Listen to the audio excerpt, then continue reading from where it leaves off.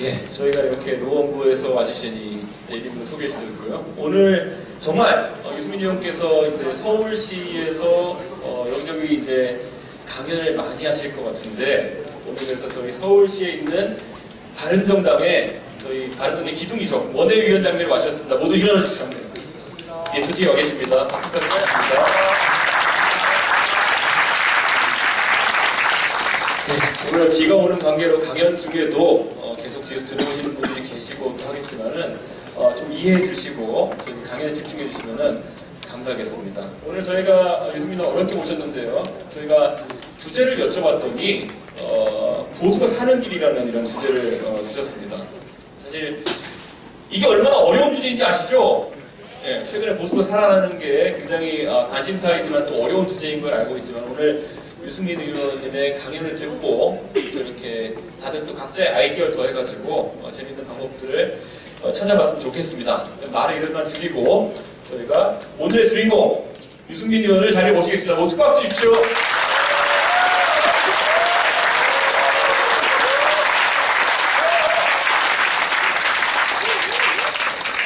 여러분 반갑습니다. 인사드리겠습니다. 유승민입니다.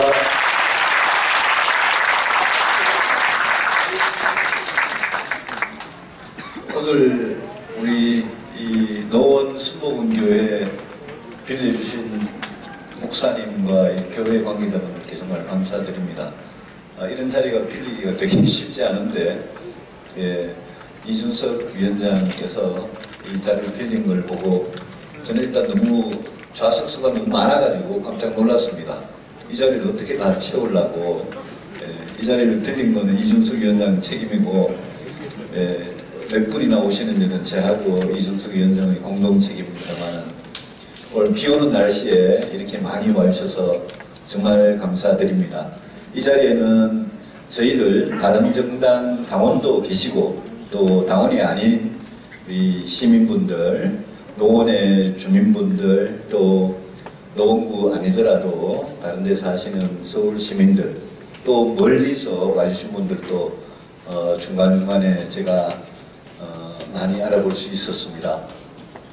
이렇게 와주신데 감사드리고, 제가 오늘 여기에 온 목적은 두 가지입니다. 하나는 우리 정말 보수가 사는 길에 대해서 제 생각을 말씀을 드리고, 또 여러분들과 대화의 시간을 갖고요. 또 하나는 이준석 위원장을 정말 마음껏 돕기 위해서 왔습니다. 선거법 때문에 제가 말은 조심해야 됩니다만, 내년 6월에 지방선거 있을 때 여기 선거가 있습니다.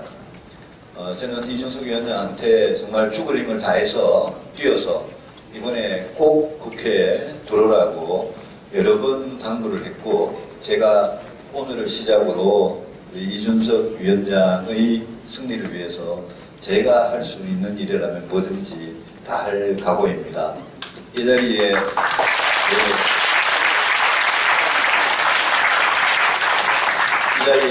이준석을 사랑해 주시는 분들께서 같은 마음으로 해주시기를 간곡히 부탁을 드리고 제 말씀을 좀 드리도록 하겠습니다. 여기가 성민 아트홀이래요. 제 이름하고 하도 비슷해서 경상도 사람들은 으하고 어가 발음이 구분이 잘 안 됩니다. 그래서 제 이름 이야기할 때 제 대구 친구들은 전부 다 유성민이고요. 이것이 성민 아트홀이라서 어떻게 이렇게 이름까지 딱 맞춰서 했는지 모르겠습니다. 제가 말씀을 좀 드리고요.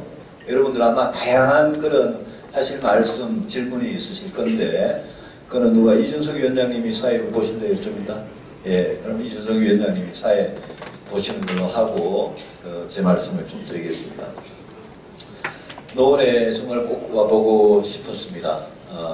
여기 서울에 우리 젊은 당원들 또 시민들을 만나기 위해서 저희들 여의도 당사에서 또 송파에서 또 다음 달에는 우리 중랑에서 인천에서 요즘 뭐 여러 군데 제가 텔레비는 자주 안 나와도 현장에는 요즘 굉장히 부지런하게 다닙니다. 또 우리 바른정당 이혜훈 대표나 지도부하고도 지방을 지금 계속 다니고 있습니다.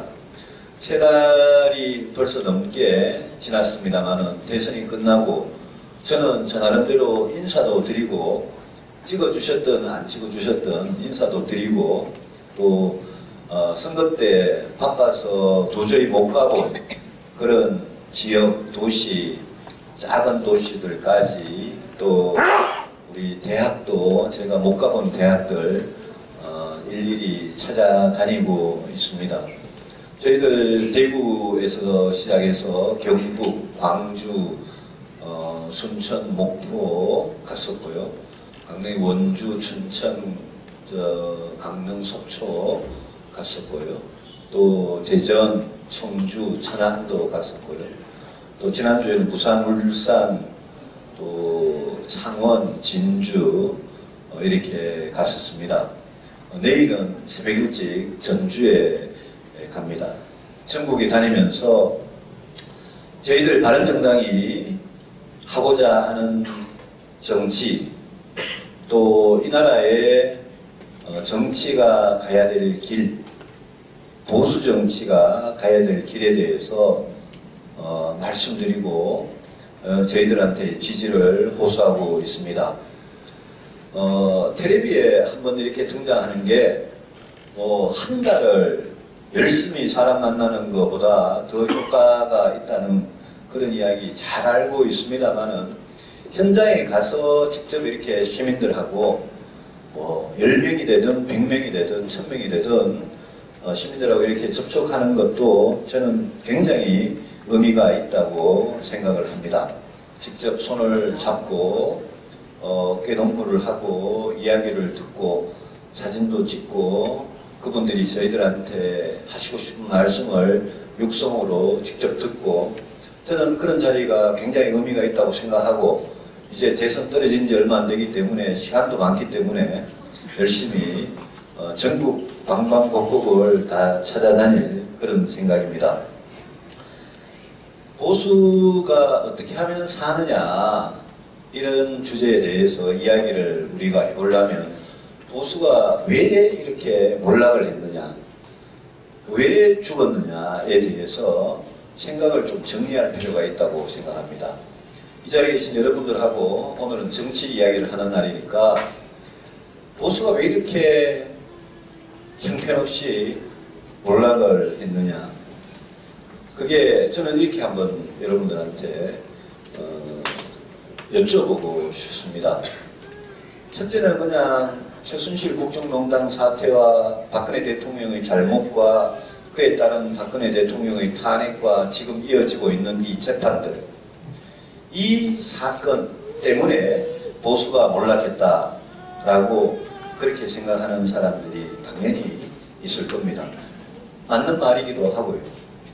그런데 우리가 생각을, 그러면 최순실이라는 사람이 없었고 박근혜 대통령이 그 잘못을 안 했으면, 그러면 그 사건만 없었다면 보수는 지금 멀쩡하게 괜찮을 거냐, 이렇게 한번 생각을 해보시면 저는 사실 그렇지 않다라고 오래전부터 생각을 해왔습니다.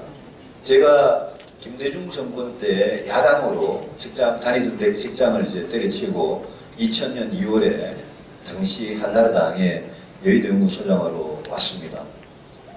야당 때 야당을 한 7, 8년 하면서 누구보다도 김대중 노무현 정권의 실정에 대해서 앞장서서 투쟁하고 싸우고 이렇게 했습니다. 정권을 찾기 위해서. 정권을 찾으면 진짜 저희들 잘 자신 있었고, 그때 40대 초반 중반 젊은 나이에 이 정권만 찾아오면 이거 진짜 잘할 자신이 있었습니다. 그래서 정권을 찾아오는 게 그게 그 자체가 목표라고 생각하고, 정권만 바꾸면 그게 정의다라고 생각하고, 그게 이 나라를 바로잡는 길이라고 생각하고 정권 교체에 성공한 게 딱 10년 전입니다. 2007년. 그 이후에 이명박 박근혜 정부가 9년 동안 이 나라를 어쨌든 통치를 해왔습니다. 그런데 제가 이명박 박근혜 정부 들어와서 야당을 하다가 이제 여당이 돼가지고 집권 여당이 돼가지고 정치를 해보니까 야, 우리 이명박 정부가 진짜 국민들 신뢰를 얻을 수 있도록 잘하고 있느냐, 박근혜 정부가 잘하고 있느냐에 대해서 점점 시간이 갈수록 조금씩 자신이 없어졌습니다. 그래서 저는 벌써 오래전부터 이대로 가다가는 보수가 국민들한테 마음을, 신뢰를, 사랑을 얻지 못한다라는 그런 생각을 갈수록 강하게 갖게 되었습니다. 그래서 제가 2011년에 전당대회에 출마했을 때도 그렇고요. 2015년에 원내대표가 됐을 때도 그렇고요. 저는 바꾸자. 보수가 바꾸자. 기존에 지금 대한민국 정부가 수립한 이후로 69년 세월이 지났는데 그 중에 59년을 김대중 노무현 정부 10년을 제외하고 59년을 우리 보수가 이 나라를 어쨌든 이끌어왔기 때문에 대한민국에 잘된 것도 보수의 공이고 잘못된 것도 보수의 책임이다. 그런데 이제까지 보수가 해왔던 그 방식으로는 이제 이 바뀐 세상, 새로운 세상에서 보수가 국민들 신뢰를 계속 얻어가기가 저는 굉장히 힘들다라고 생각을 했습니다. 그래서 2011년에 당대표에 도전했을 때도 2015년에 원내대표 할 때도 그 이야기를 저는 했습니다. 우리 좀 바꾸자. 우리 보수 스스로 바꾸자. 그냥 간단한 겁니다. 더 깨끗해지자. 헌법 법률 우리가 제일 먼저 지키자. 대한민국 외부의 위협으로부터 우리가 정말 강하게 보호하자. 그리고 대한민국 내부에서 이루어지고 있는 심각한 문제들, 그 문제 우리가 해결하자. 그 문제가 무엇이든 대한민국이라는 공동체를 살리기 위해서 우리가 해결하자. 이런 주장을 저는 계속 해왔습니다. 지금 보수가 왜 이렇게 됐느냐에 대해서 박근혜 대통령 탄핵, 최순실 그 사건 하나만 바라보는 입장에서는 해답이 뻔합니다. 대통령 출당시키고 친박 청산하면 그러면 다시 시작할 수 있다라는 생각을 갖고 계신 분들이 있습니다. 지금 자유한국당의 홍준표 대표하고 자유한국당 사람들이 그렇게 생각하고 있지 않습니까?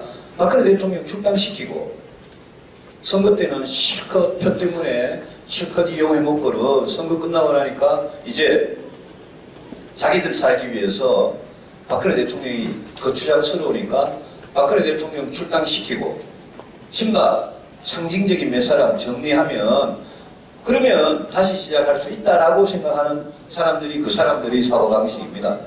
여러분께서 긴 호흡으로 곰곰이 생각해보면 우리가 대통령을 보수당에서 정리해서 출당을 시키고 친박 대통령한테 아부하고 눈을 가리고 귀를 가리고 그랬던 책임이 제일 큰 사람 몇 사람 그냥 청산하고 나면 그러면 대한민국 보수는 다시 그냥 우뚝 설 수 있느냐. 다시 국민들이 대통령 출당과 박 대통령 출당과 친박 청산만 하면 다시 국민들이 거기 자유한국당이든 어디든 보수 정당에 다시 마음을 줄 수 있느냐. 여러분 곰곰이 생각해 보십시오. 저는 그러지 않을 거다라고 생각합니다. 박근혜 대통령의 잘못, 최순실 사태 이거는 보수가 오랫동안 자기가 뭘 잘못하고 있는지 모르고 반성하지 않고 책임지지 않고 하던 사건들이 누적이 돼가지고 그냥 뻥 터진 사건에 불과하다고 생각하고 저는 그걸로는 보수가 국민들 마음을 다시 얻을 수 없다라고 생각을 합니다.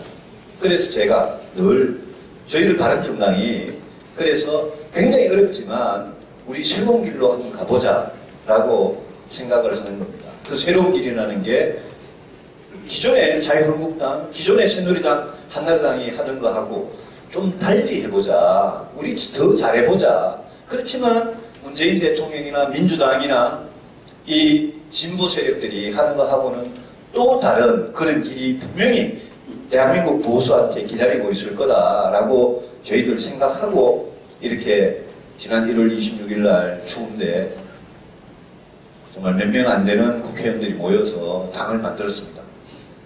바른정당 안에서도 여기에 대해서 생각들이 똑같을 수 없습니다. 사람이 부부간에 몇십 년을 살아도 생각이 다른데 바른정당 안에 국회의원이 20명밖에 안 되지만 그 사람들 생각이 뭐 어떻게 똑같을 수는 없습니다. 다릅니다만은 우리가 새롭게 당을 만들고 새롭게 시작한 근본적인 취지는 그런 생각이었습니다. 새로운 보수해보자. 정말 우리 재벌 부자 기득권 편드는 게 아니라 우리 대부분의 중산층 서민들 제일 고통받고 있는 그 문제를 해결하는 그런 보수 정당이 되보자. 따뜻한 보수.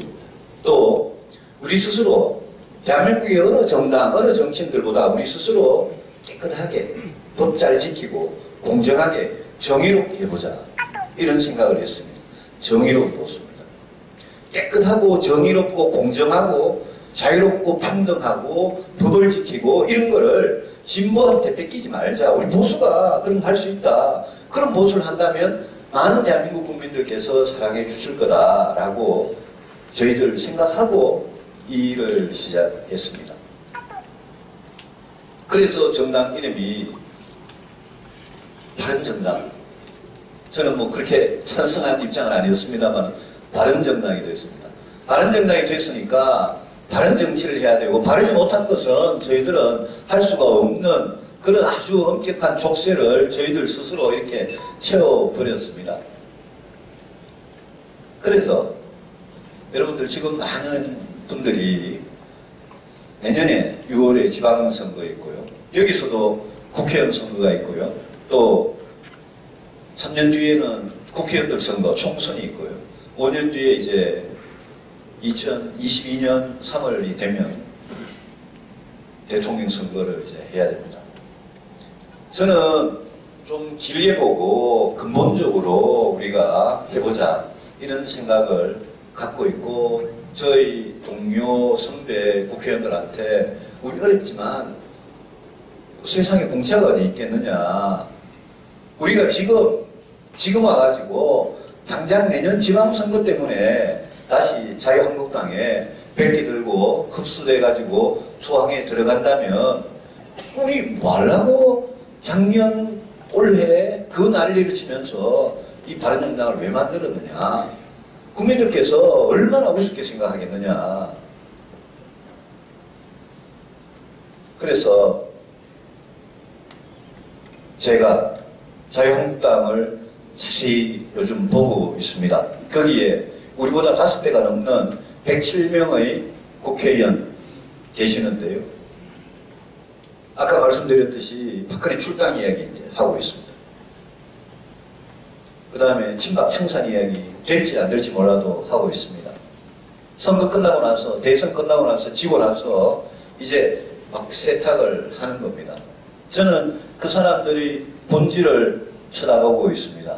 저 사람들이 생각, 저 사람들이 노선, 철학, 정치를 하는 이유, 정책 이런 것들이 과연 바뀌느냐 보고 있습니다.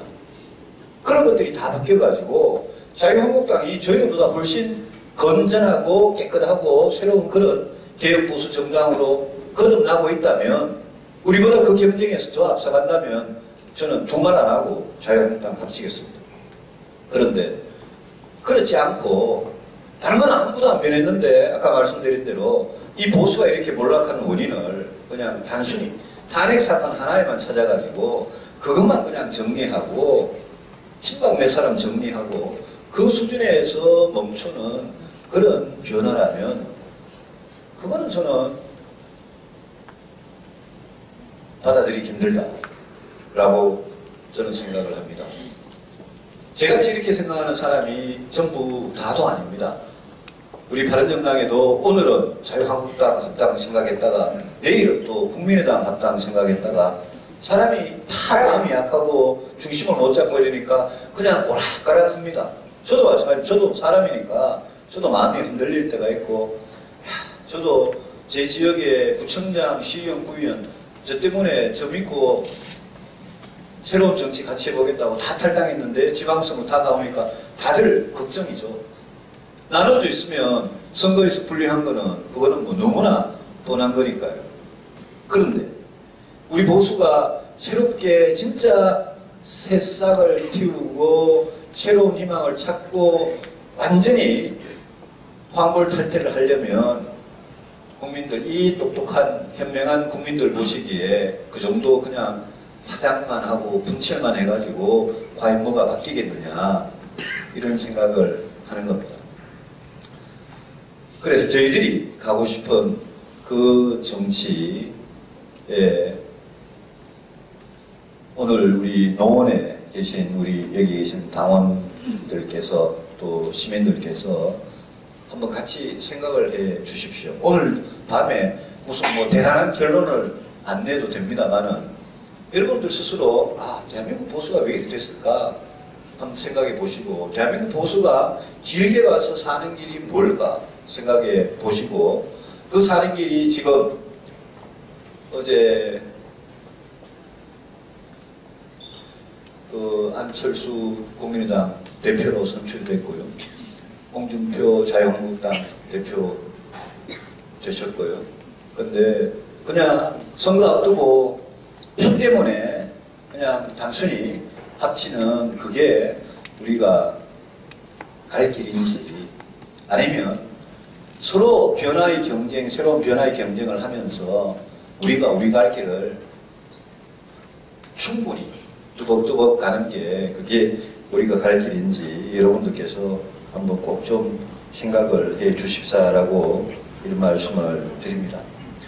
저희들이 정당을 새로 시작할 때는 창업을 하는 기분이었습니다. 여러분, 새로 사업을 시작하면 동네 식당 보면 알지 않습니까? 10군데 중에 8군데, 9군데는 곧 망합니다. 우리도 대충 어설프게 했다가는 망하고 찢어지고 흡수당할 가능성이 굉장히 높은 상태라고 저는 인정하고 충분히 잘 알고 있습니다. 그럼에도 불구하고 정치를 하는 사람도 사람이고요. 그걸 찍어주고 선택하는 국민들도 똑같은 사람이고요. 정치는 결국 사람의 마음인데, 저는 우리가 마음먹기에 따라서는 정말 이제까지 없었던 그런 정치를 할 수 있다라는 희망을 전혀 버리지 않고 있습니다. 자유한국당하고 국민의당과의 관계에 대해서 많은 이야기들을 합니다. 목사님 서시는 자리인데 굉장히 덥습니다, 여기가.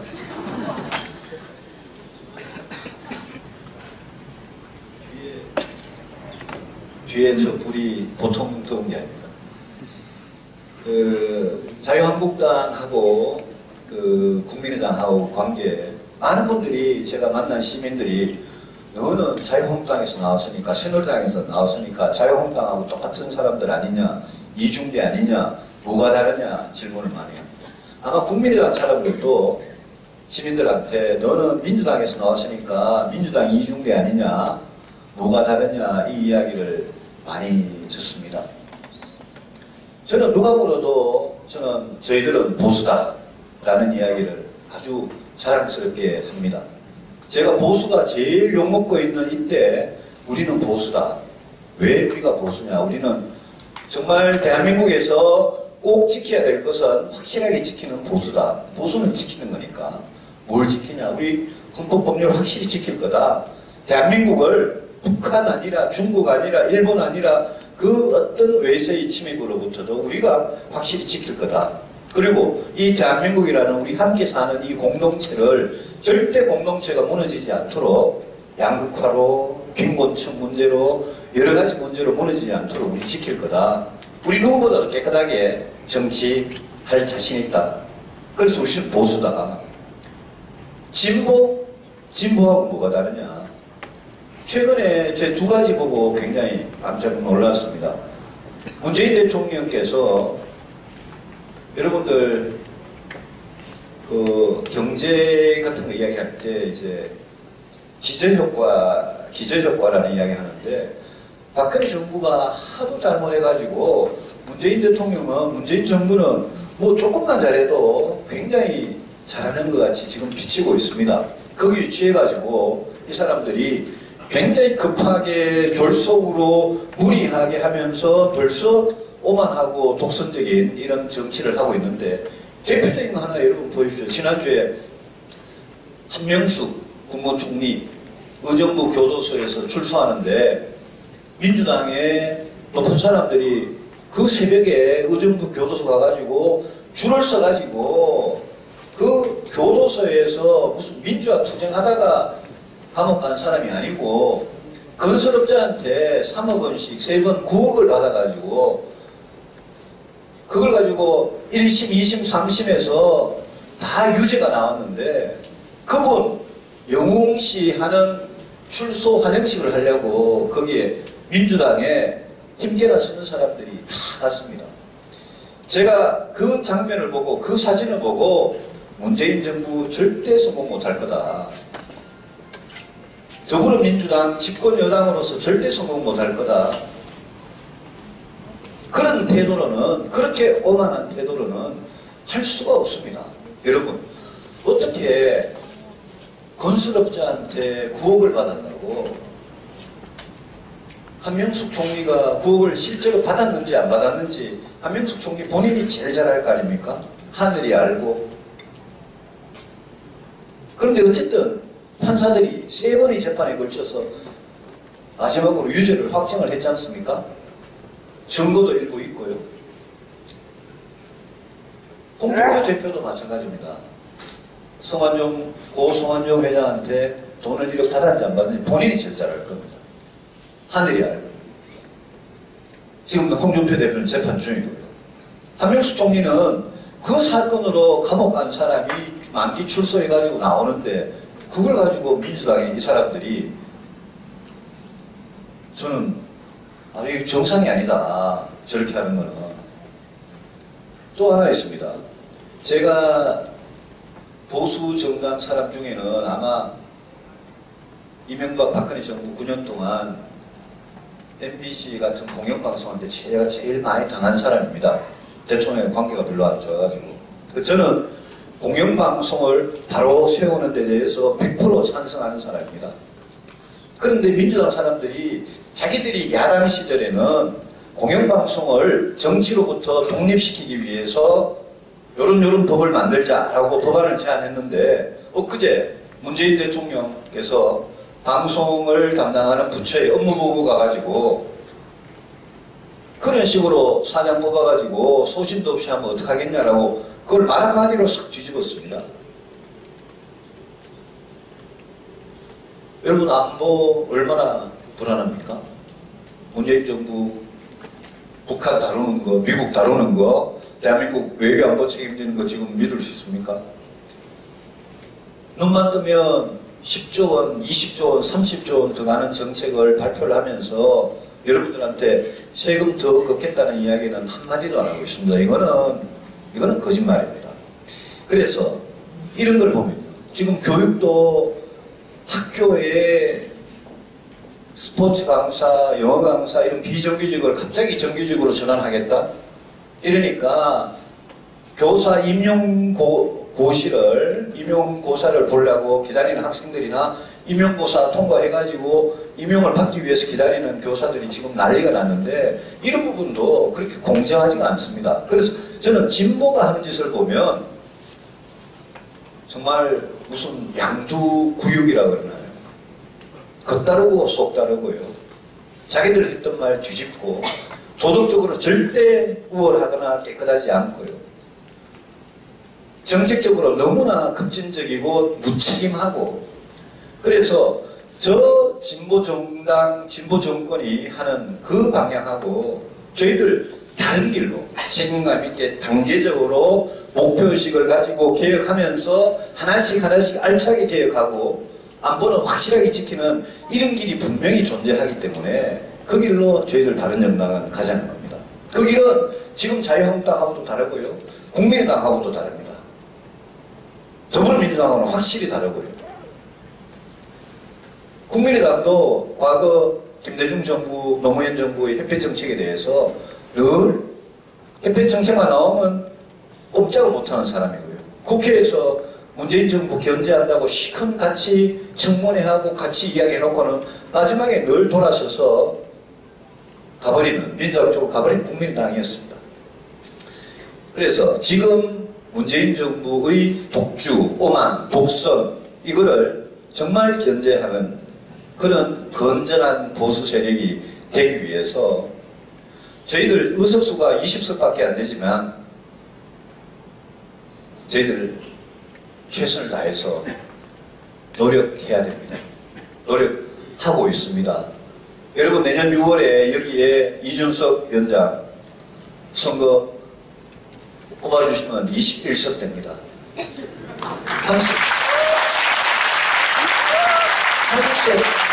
한석만 모자라면, 한석만 빠지면 원내 교섭단체 무너진다고 전부 다 마음속으로 떨고 있죠.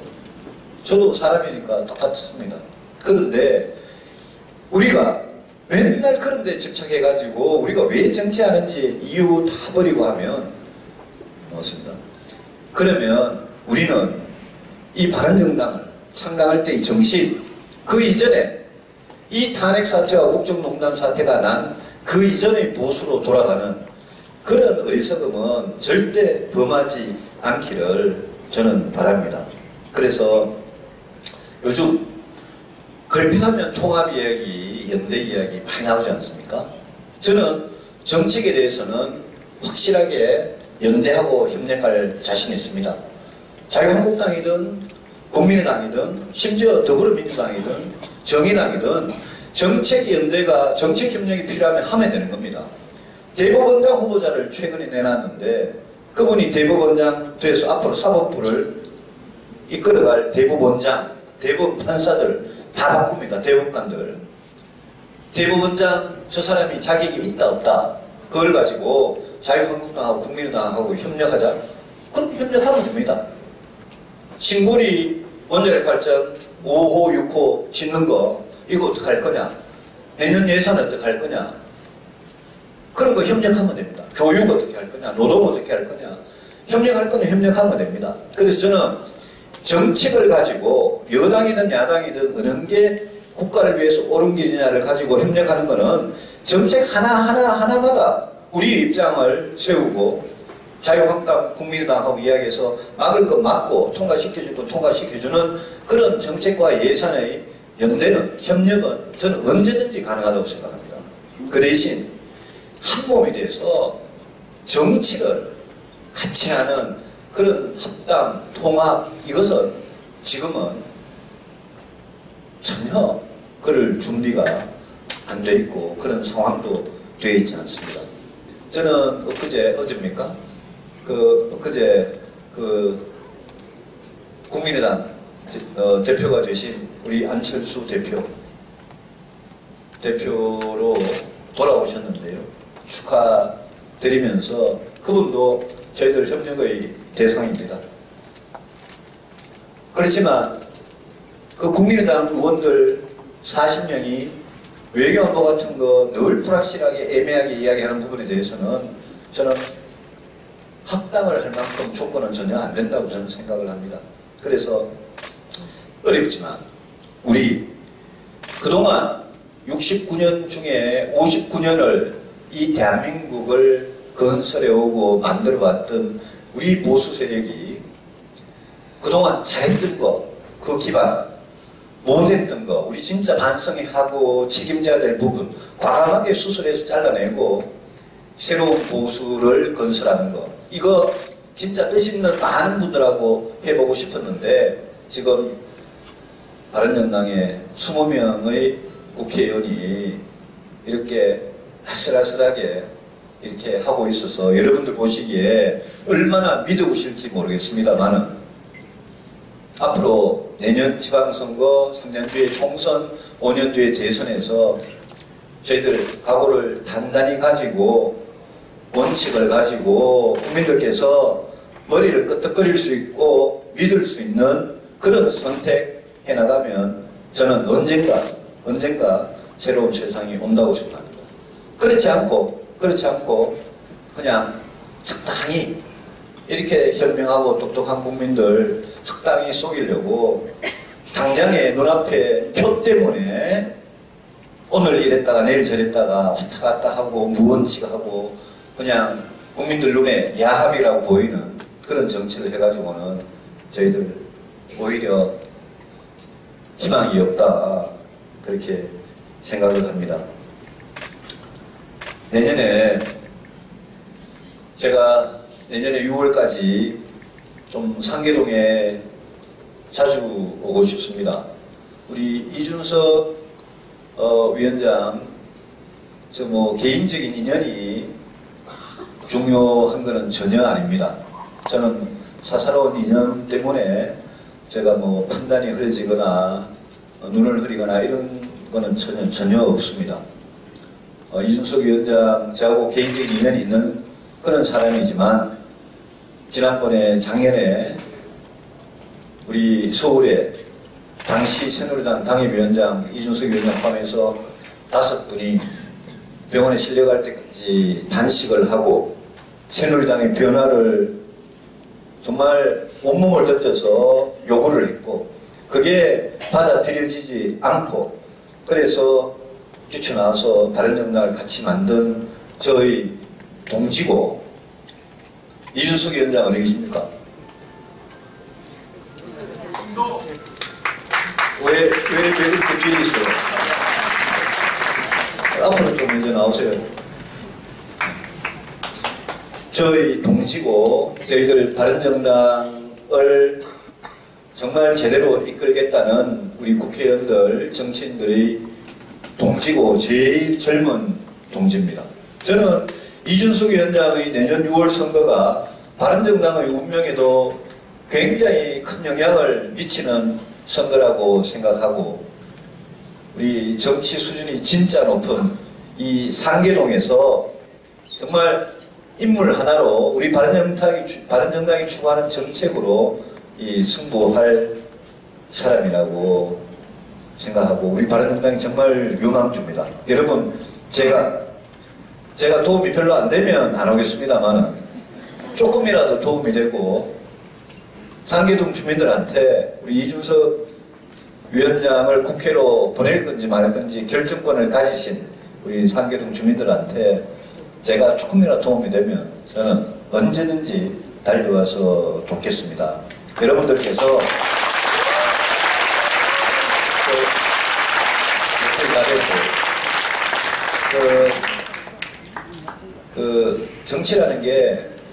정치라는 게 겉으로 보기에 막 누가 대통령이 되고 누가 원내 1당이 되고 이러면 막 대단한 것이 보이죠. 그런데 잘못하고요. 오만하고 독선하다가는 국민들이 언제 버릴지 모릅니다. 저희들 지금 굉장히 어려운 길을 걷고 있지만 저는 그런 점에서 이 내년 6월 노원에서의 이 승부가 정말 바른정당이 사활을 걸어야 될 만큼 저는 중요한 승부라고 생각하고 우리 이준석 위원장은 여기 계시는데요. 이준석 위원장을 아끼는 여러분들하고 같이 꼭 이 자리에서 약속을 하고 싶습니다. 이준석 위원장도 혼자 방송 출연 좀 줄이고 노원에 골목골목 다니면서 주민들 손잡고 주민들이 감동할 때까지 주민들이 꼭 이 사람 이번에는 꼭 보내야 되겠다 라고 생각할 때까지 정말 최선을 다해 주시기를 부탁드리고 이 자리에 계신 여러분들도 같이 뛰어주시기 바라고요. 정치는 뜻이 맞는 3명, 5명만 모여도 엄청난 힘을 발휘할 수 있는데 이 자리에 이렇게 많이 와주신 분들 뜻을 모아주시면 저는 조금도 두려울 게 없다라고 생각을 합니다. 제가 바른정당의 모든 것을 결정하는 사람도 아니고요. 20명 국회의원 중에 한 사람이었고 또 이준석 위원장 아까 근소한 차이로 떨어졌다 그러지만 너무나 큰 차이로 패배한 사람으로서 제가 할 말도 없고 반성하고 그러고 지내고 있습니다만은 근데 제가 이 당을 이 바른 개혁 보수의 길을 가겠다고 만든 이 당을 지키는 것은 저는 누가 뭐라 그래도 끝까지 최선을 다해서 지킬 작전입니다. 우리 이준석 위원장도 그렇게 같이 해주시고요. 이제 우리 이 자리에 계신 분들 말씀 좀 들어보고요. 위원장이 사회 보실래요? 예. 질문하셔도 좋고 의견을 주셔도 좋고 저나 우리 이준석 위원장한테 질책을 하시고 제안을 해주셔도 좋고 어떤 말씀이라도 좋습니다. 아까 제가 중간에 인사 드리러 갈 때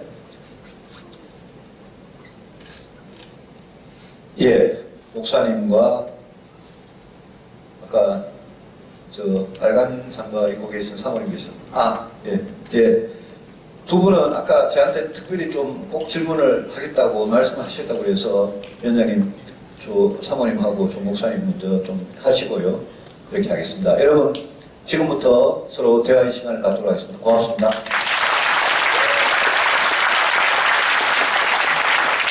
저희가 오늘 상계동에서 이렇게 강연을 이제 기획하게 되면서 무엇보다도 사실 정치인들이 우리 상계동에 많이 찾아오긴 합니다.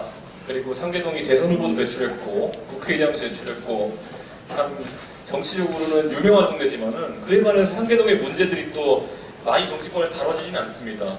그만큼 관심이 좀 부족했던 것이 있어서 저희 주민분들께 최대한 상계동의 문제를 우리 유승민 의원님께 여쭤보실 수 있는 기회를 많이 드리겠다 이렇게 약속드렸는데요. 역시 의원님께서 기회를 주셨는데요.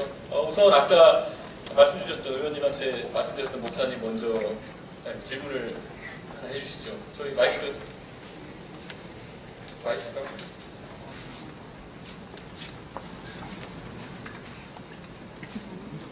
전달을 서영 교장님 마이크를.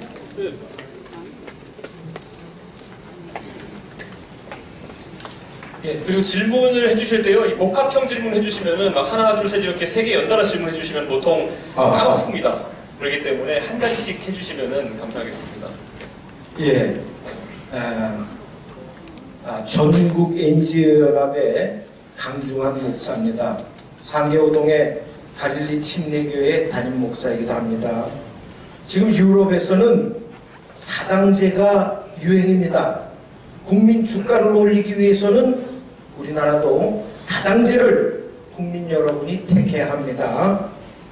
제가 질문 드리겠습니다. 적어왔습니다. 잊어버릴까봐. 깨끗한 보수, 바른 보수, 믿음직한 보수, 바른정당의 심볼이신 우리 유승민 의원님과 이준석 위원장님께 노원구민의 파이팅을 보냅니다. 고맙습니다. 한국의 서민은 아직도 50%에 가깝게 내 집 마련을 못하고 있습니다.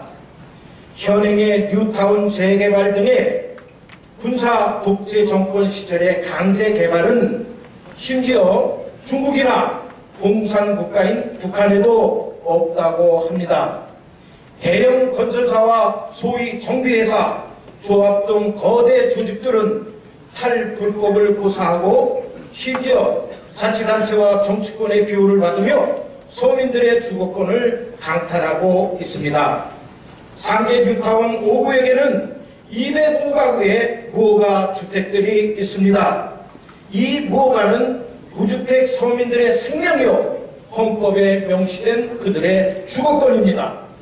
뉴타운 개발로 거리로 쫓겨나야 하는 무허가 주택 소유자들에 대한 특단의 대책이 필요한데 바른정당 차원에서 국회 발의 등을 통한 적극적인 대책을 마련해 주시고 평소 존경하는 저희 딸이 아들 하나 딸 둘인데 막내딸이 지금 외국에 나가 있는데 저희 부부한테 전화를 해서 인터넷 투표를 해서 유승민 의원님을 지지한다 이렇게 한 유승민 의원님의 가족입니다. 그래서 평소 존경하는 유승민 의원님의 평소 서민들의 주거권 보호에 대한 생각을 말씀해 주시고 국회 발언을 통한 적극적인 대책을 마련해 주셨으면 감사하겠습니다. 고맙습니다. 목사님 감사합니다. 정말 훌륭한 따님 도우셨습니다. 지금 무허가 주택에 살다가 이제 대규모 아파트 단지 개발하고 이럴 때 이제 철거 대상이 되거나 아니면 꼭 뭐 아파트를 안 짓더라도 그 땅 소유주가 다른 쪽으로 뭐 개발을 하거나 이래서 쫓겨내야 되는 분들의 사정은 서울뿐만 아니라 전국에 굉장히 많은데요. 우리나라가 그분들한테 그냥 주택에 대한 뭔가 그 자리에서 재산권을 허락하는 방법은 없습니다. 그분들이 보통 오래 살면 돈을 일부 임대료를 내면서 사는 경우도 있고, 그래서 나갈 때 보상을 해드리는 경우도 있고 이런데, 어쨌든 그 토지, 재산의 재산권에 대해서는 우리는 철저히 보장하는 나라이기 때문에 그런 분들을 위해서 제일 필요한 거는 정말 자기가 돈이 없는 빈곤층이란인데 그런 분들의 주거 복지를 위해서는 그거는 주로 중앙정부, 국가나 아니면 지방정부, 서울시 같은 데에서 진짜 주거복지에 해당하는 그런 작은 평수의 공공임대주택이라도 공급해서 거기에 우선권을 드리거나 그러는 수밖에 없습니다. 근데 그렇게 완전히 빈곤하지는 않은데 우리 새로 신혼 살림을 시작하는 청년들이나 젊은이들이나 이런 분들이 전세값, 월세값, 집값이 너무 높아가지고 자기가 살 공간조차 확보할 수 없는 그런 분들을 위해서 그동안은 동네 하나를 그냥 싹 걸어가지고 대규모 건설회사 끼고 시공자로 끼고 시행자가 어디서 날라와가지고 조합에 온갖 비리를 저지르면서 뉴타운도 그런 시기였고 지금 전국 각지의 도시에서 이루어지고 있는 조합이나 대규모 개발은 꼭 그런 문제가 있었습니다. 그래서 요즘 많은 분들하고 이야기를 하고 있는 게 이런 분들이 있습니다.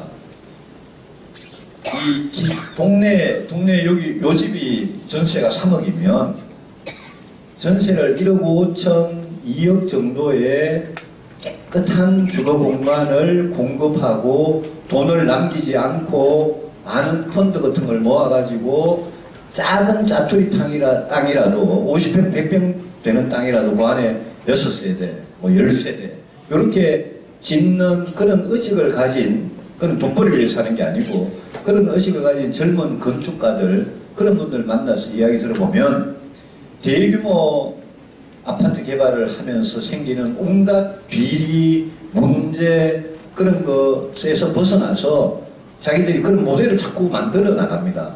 저는 그런 부분들은 서민 중산층을 위한 건데요. 특히 젊은 층을 위한 거고요. 그래서 그런 모델들이 저는 서울이나 대구나 이런 대도시에 자꾸 확산이 좀 됐으면 좋겠습니다.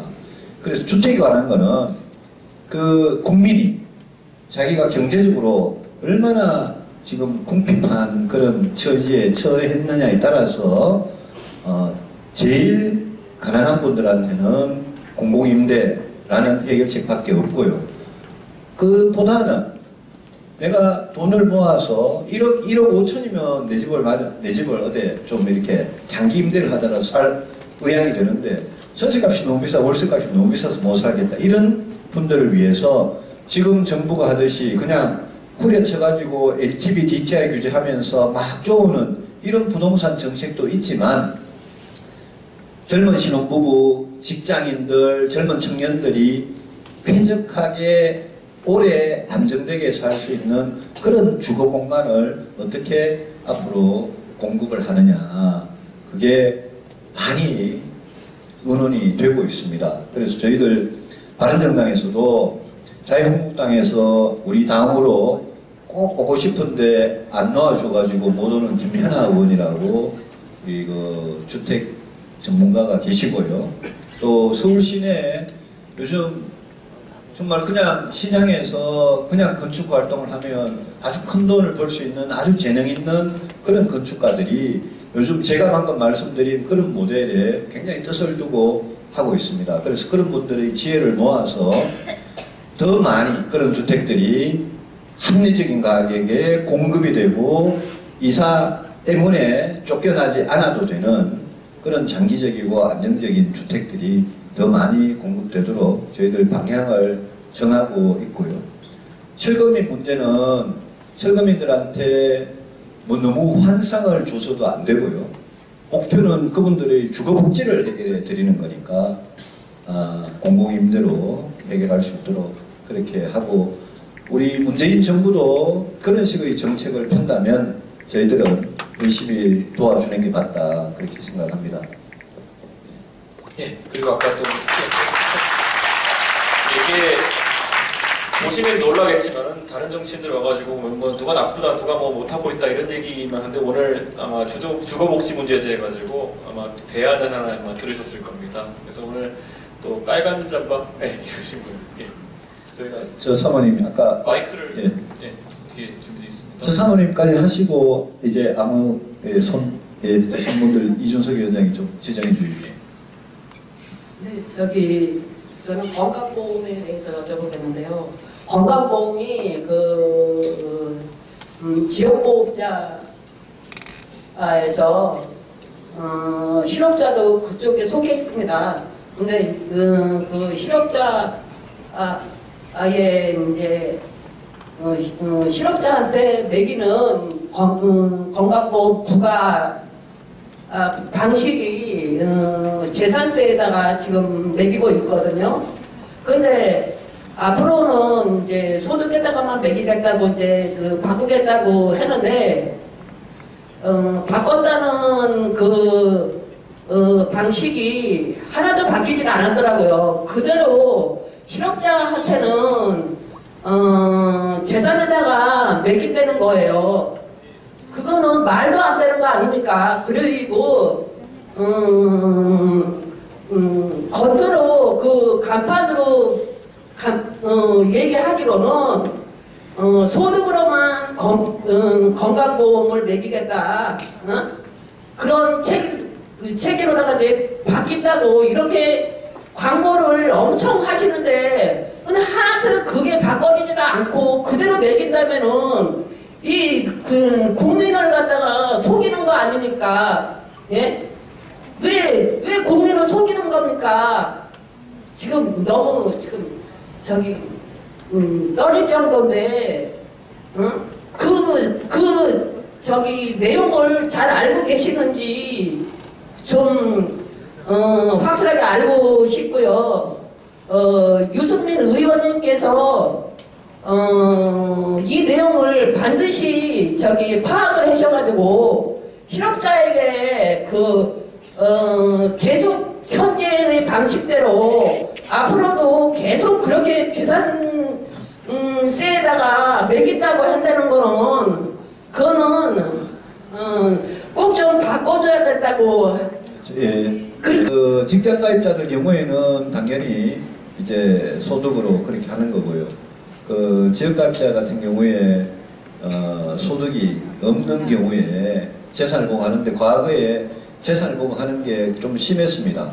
예컨대 뭐 자동차 또 아파트 뭐 이런 걸로 가지고 했는데, 이제 그 재산을 갖고 하는 거를 소득으로 자꾸 이렇게 될 수 있으면 전환을 시키고 재산에 대해서는 좀 더 비중을 많이 낮추는 그런 방향으로 가는 것 같습니다. 건강보험에 대해서 질문을 하신다니까 최근에 대통령 발표하신 그걸 질문하신 줄 알았는데 그게 아니고, 예, 직장 가입자하고 실업자라고 계속 표현하신 직장 가입자가 아닌 분들하고 그 차이를 주로 말씀하셨거든요.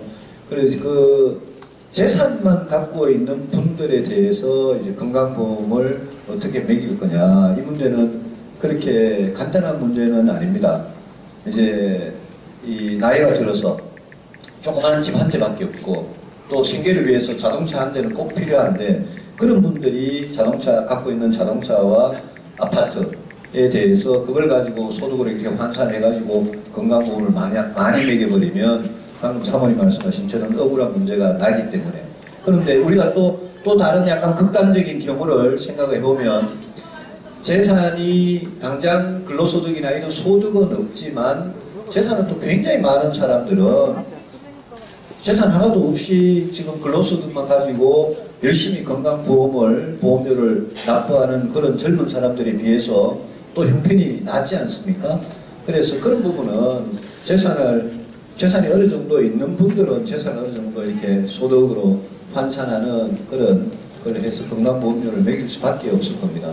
지금은 이번에 문재인 대통령이 발표하신 건강보험은 갑자기 너무 모든 것을 건강보험에서 보상해주겠다 이래가지고 아마 앞으로 여러분들 뭐 그게 직장이든 지역이든 여러분들 앞으로 부담하게 되는 건강보험료가 굉장히 급하게 올라갈 가능성이 있기 때문에 지금 당장은 건강보험 재정이 그 수지가 지금 크게 적자가 나거나 이런 건 아닙니다만 앞으로 굉장히 걱정입니다. 그런 부분은 저희들이 야당이 제가 아까 정책연대라고 말씀드렸는데 자유한국당하고 저희들하고 국민의당이 국회에서 예산을 심의하거나 건강보험에 대해서 저희들이 따질 때 문재인 대통령이 너무 빨리 비급여를 뭐 싹 다 없애가지고 대부분 급여로 가져가가지고 건강보험 재정이 수년 안에 파탄이 나는 이런 거는 막아야 되기 때문에 방향이 옳더라도 속도는 조금 조절하는 식으로 저희들 역할을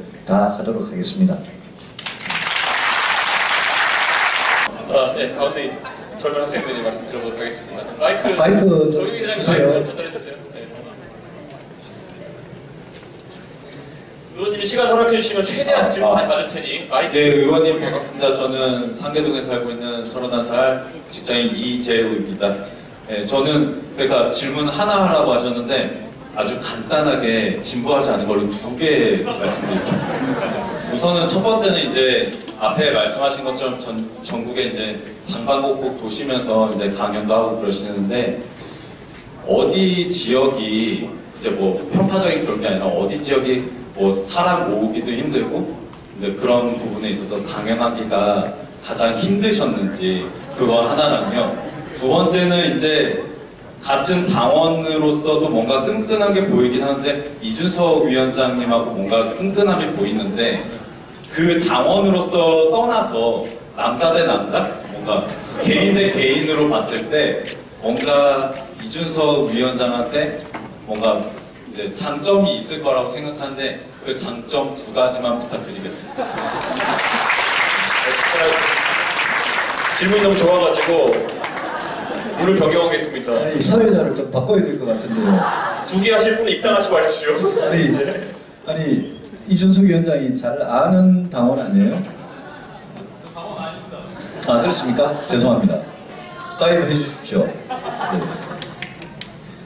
그 어느 지역이 제일 힘들었냐 이렇게 물으시니까 제가 진짜 답변하기 곤란한데요. 저 답을 피하는 사람 아니니까 대구가 제일 힘들었어요.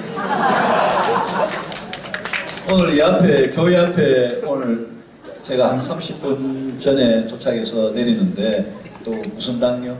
대한애국당, 네, 대한애국당에서도 와서 그 비 오는데 정말 대단하세요. 근데 오셔서 또 그러시는데 저분들이 오늘 와서 하시는 분들이 대구에서 그러시는 분들보다는 조금 더 점잖으신 것 같아요. 네.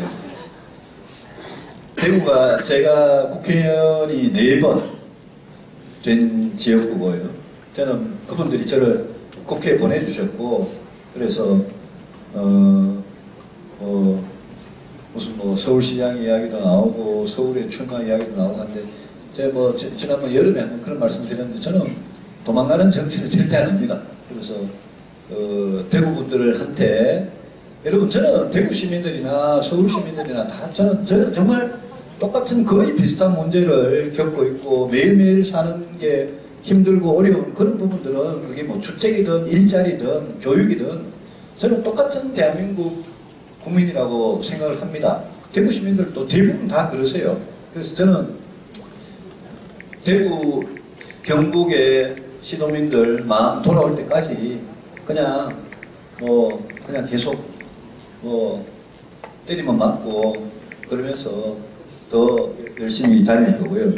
이준석 위원장에 대해서 개인적인 이야기를 그렇게 어떻게 드릴 수 있는지 모르겠는데 저도 그런 이야기 많이 듣거든요.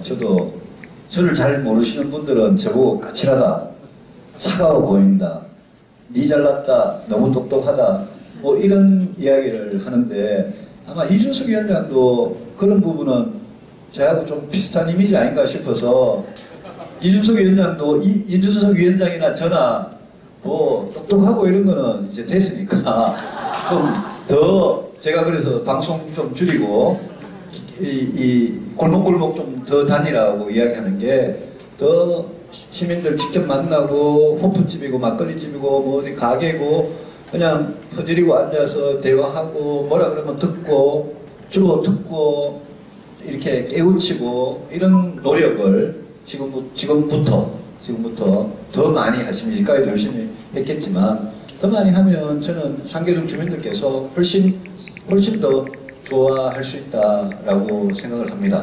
대중 정치인이 되려면 꼭 거쳐야 되는 거니까요. 이준석 위원장도 꼭 그 코스를 거쳐서 정말 내년에는 당당하게 승리해서 국회 입성하면 저희들 바른정당한테 얼마나 큰 도움이 되겠습니까? 아까 남자 대 남자로 했었는데 이준석 위원장을 여자는 아닌데요. 제가 하도 어릴 때 봐가지고 남자라고 생각해 본 적이 별로 없어서 차참 살펴보겠습니다. 예, 저도 너털 웃음이 나오네요. 근데 예, 앞에 앉아 있어서 약간 너무 손을 세게 드셔가지고 그냥 손이 빠지실까봐 제가 먼저 드리겠습니다. 전 뉴스타운에 있는 강현홍 기자입니다. 네, 뉴스타운 인터넷 신문이에요. 다른 게 아니고 자유한국당 홍준표 지금 현 대표한테 우리 바른정당 유승민 의원님이 바른 말씀을 잘 하시니까 지금 현 전직 대통령 항장불사 상태인데 항장불사. 항장불사. 네. 지금 뭐 한국엔 장수란 말이에요. 지금 현재 구금되어 있는 상태고. 근데 뭐 꼭 출당까지 해야 되느냐? 같이 보수로서 그 말을 해줄 수가 없겠느냐 아니고요. 자유한국당 의원들한테 자, 당신네나 우리나 다 같이 보수로 갔었는데 오늘 보수가 사는 길은 우리가 하나라도 뭐라도 한 개라도 더 합쳐야 될 건데 자, 두 손 들고도 모질 판인데 항장불사된 사람을 왜 그렇게 하느냐? 그 앞전에는 자기네들이 표 때문에 다 뿌리먹고 당신 그건 안 되지 않냐? 그렇게 한국당에다가 얘기하실 용의는 없습니까? 의원들한테. 예, 네. 예. 제가 말한다고 말 들을 사람들 같으면 제가 100번이라도 하겠습니다. 예, 그런데요. 근데 이런 게 있습니다. 그 권력에 서서히 시퍼럴 때, 예? 뭘 말을 하고 싶어도 말을 할 말이 있어도 그럴 때 하는 거지. 지금은 제가 박근혜 대통령 구속이냐 불구속이냐를 이야기할 때 제가 불구속 수사가 필요하다라고 저는 생각을 했습니다. 그리고 죄에 대한 사법부의 법원의 판단은 그거는 법대로 하는 거니까 판사들이. 그런데 예, 답변 드리겠습니다. 근데 홍준표 대표를 뭐 여기에서 뭐 없는 사람 뭐 비난할 생각 전 전혀 없습니다. 다만 자유한국당과 홍준표 대표가 박근혜 전 대통령을 정치적으로 5월 9일 대선 전까지만 해도 그 표가 필요해서 얼마나 이용을 했습니까? 그래 놓고 이제 와서 재판 진행 중인데 재판이 결과가 나면 뭐 당연히 절차에 따라 하면 되는 거 아닙니까? 당원이니까요. 근데 홍준표 대표 본인은 1심에서 유죄 판결을 받아서 당시 우리가 있을 때 새누리당 당헌 당규에 따르면 그거는 당원권 정지입니다. 그러니까 대선 후보 출마를 할 수가 없는 거죠. 근데 그 당헌 당규 고쳐가지고 자기는 출마를 하고 지금은 당헌 당규에 안 맞게 1심 재선고도 나기 이전에 박근혜 전 대통령을 출당을 시킨다는 거 아닙니까?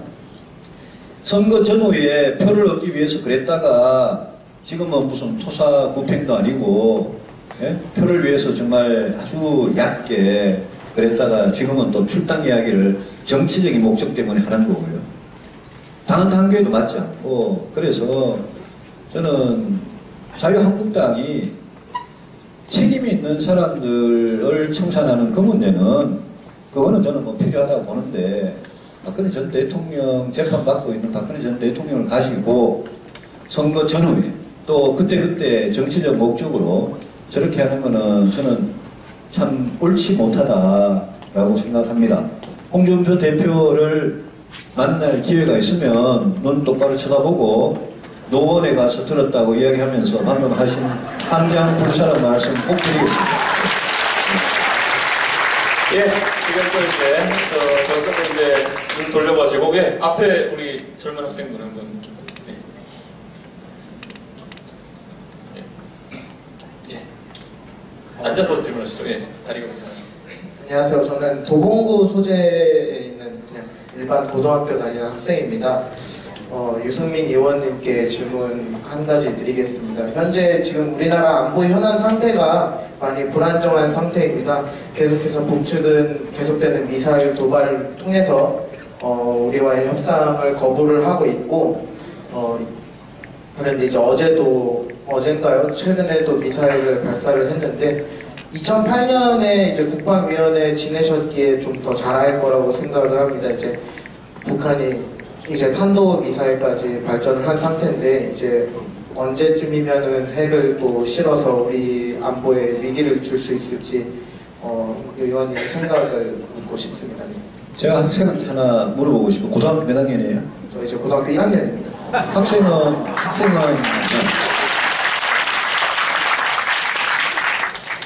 제가 표가 없는 학생들은 인기가 좀 있습니다. 학생은 북한이 미사일에다가 핵탄두를 실어가지고 우리를 공격을 할 수 있다고 생각하세요? 아니면 절대 안 할 거라고 생각하세요?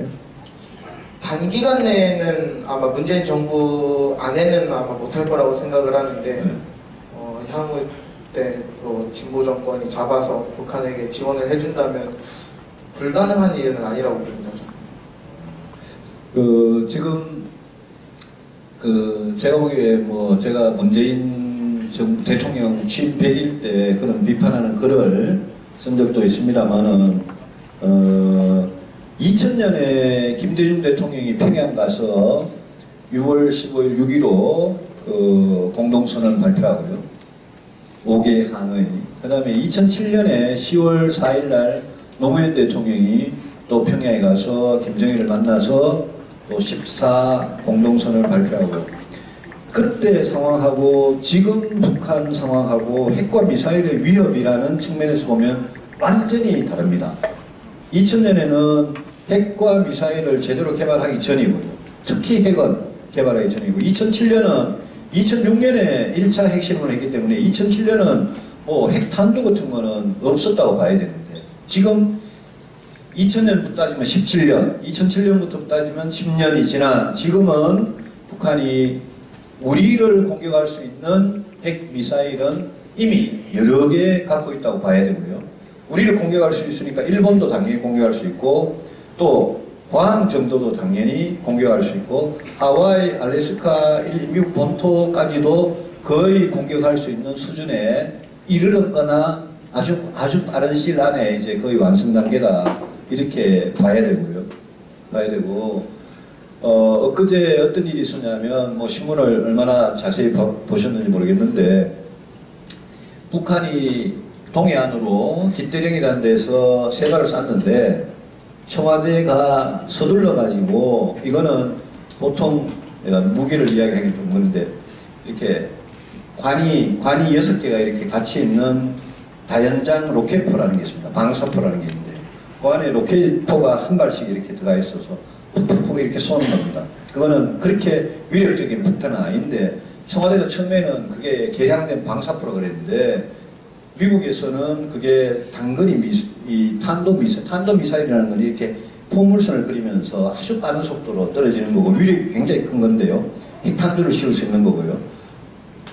청와대는 방사포라 그러고 미국은 탄도미사일을 그랬는데 이게 뭐냐면요. 사진에 북한군이 우리 군 복장을 하고 우리 군 철모를 쓰고 우리 국군 복장을 하고 연평도 하고 백령도 점령하는 훈련을 했고요. 연평도하고 백령도를 인질로 딱 잡아가 점령을 하면 그러면 평택에 있는 우리 이함대에서 우리 해군들이 그걸 구하러 이렇게 갈 거 아닙니까? 그런데 그 가는 우리 함정들, 해군들을 못 오게 쏘는 게 지대함이라는 겁니다. 북한이 땅에서 우리 함정을 오는 것은.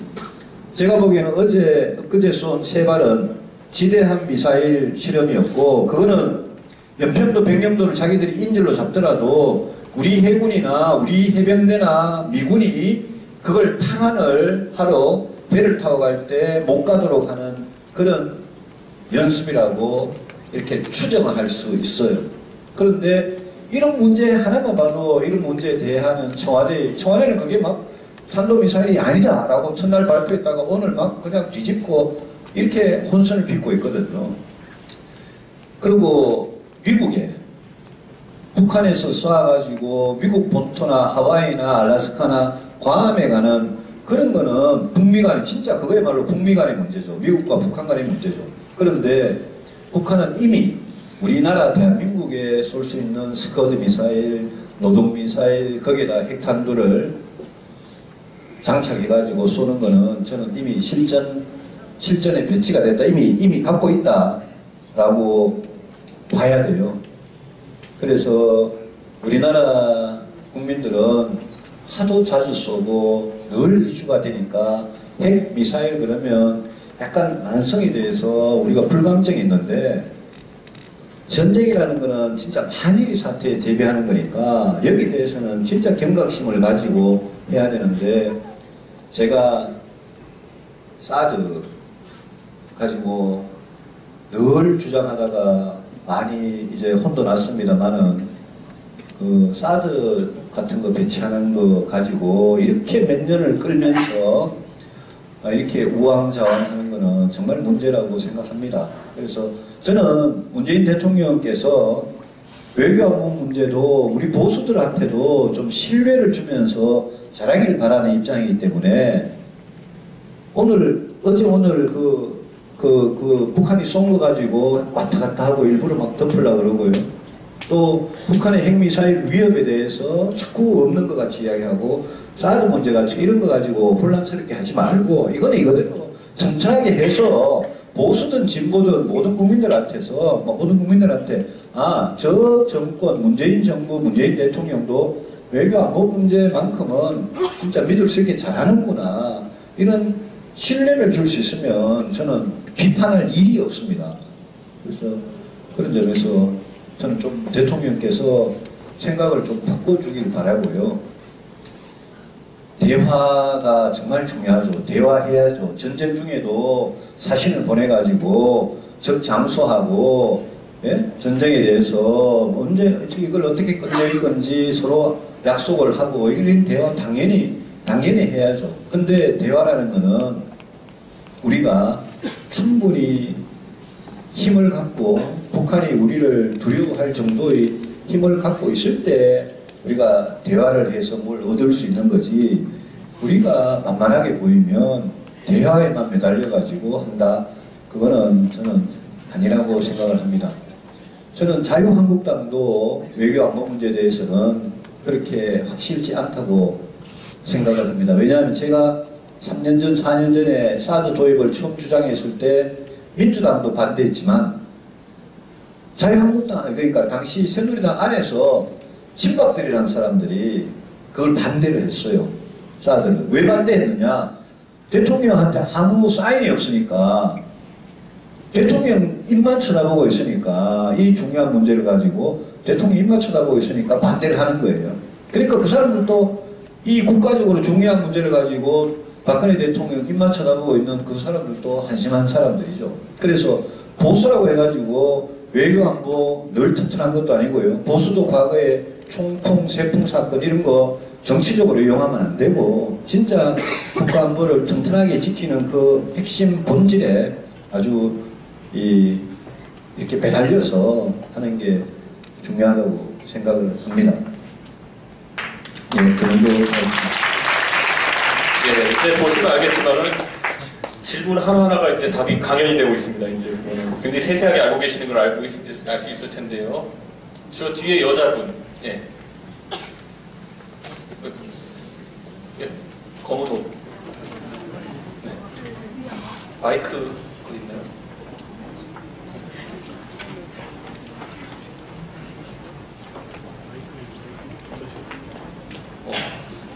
버블로시 두 분이시네. 예. 위원님 상계동 오신 걸 환영합니다. 고맙습니다. 저는 사라동 상계동에서 가장 낙된 사라동 현원촌에서 온 윤풀식입니다. 상계 사동을 와보셔서 희망파를 한번 와보신 적은 없으실 걸로 알고 있습니다. 그것이 조항이 얼마나 답답한지 한번 와보셔서 좀 해결해 주셨으면 하는 그런 바람입니다. 이상입니다. 예.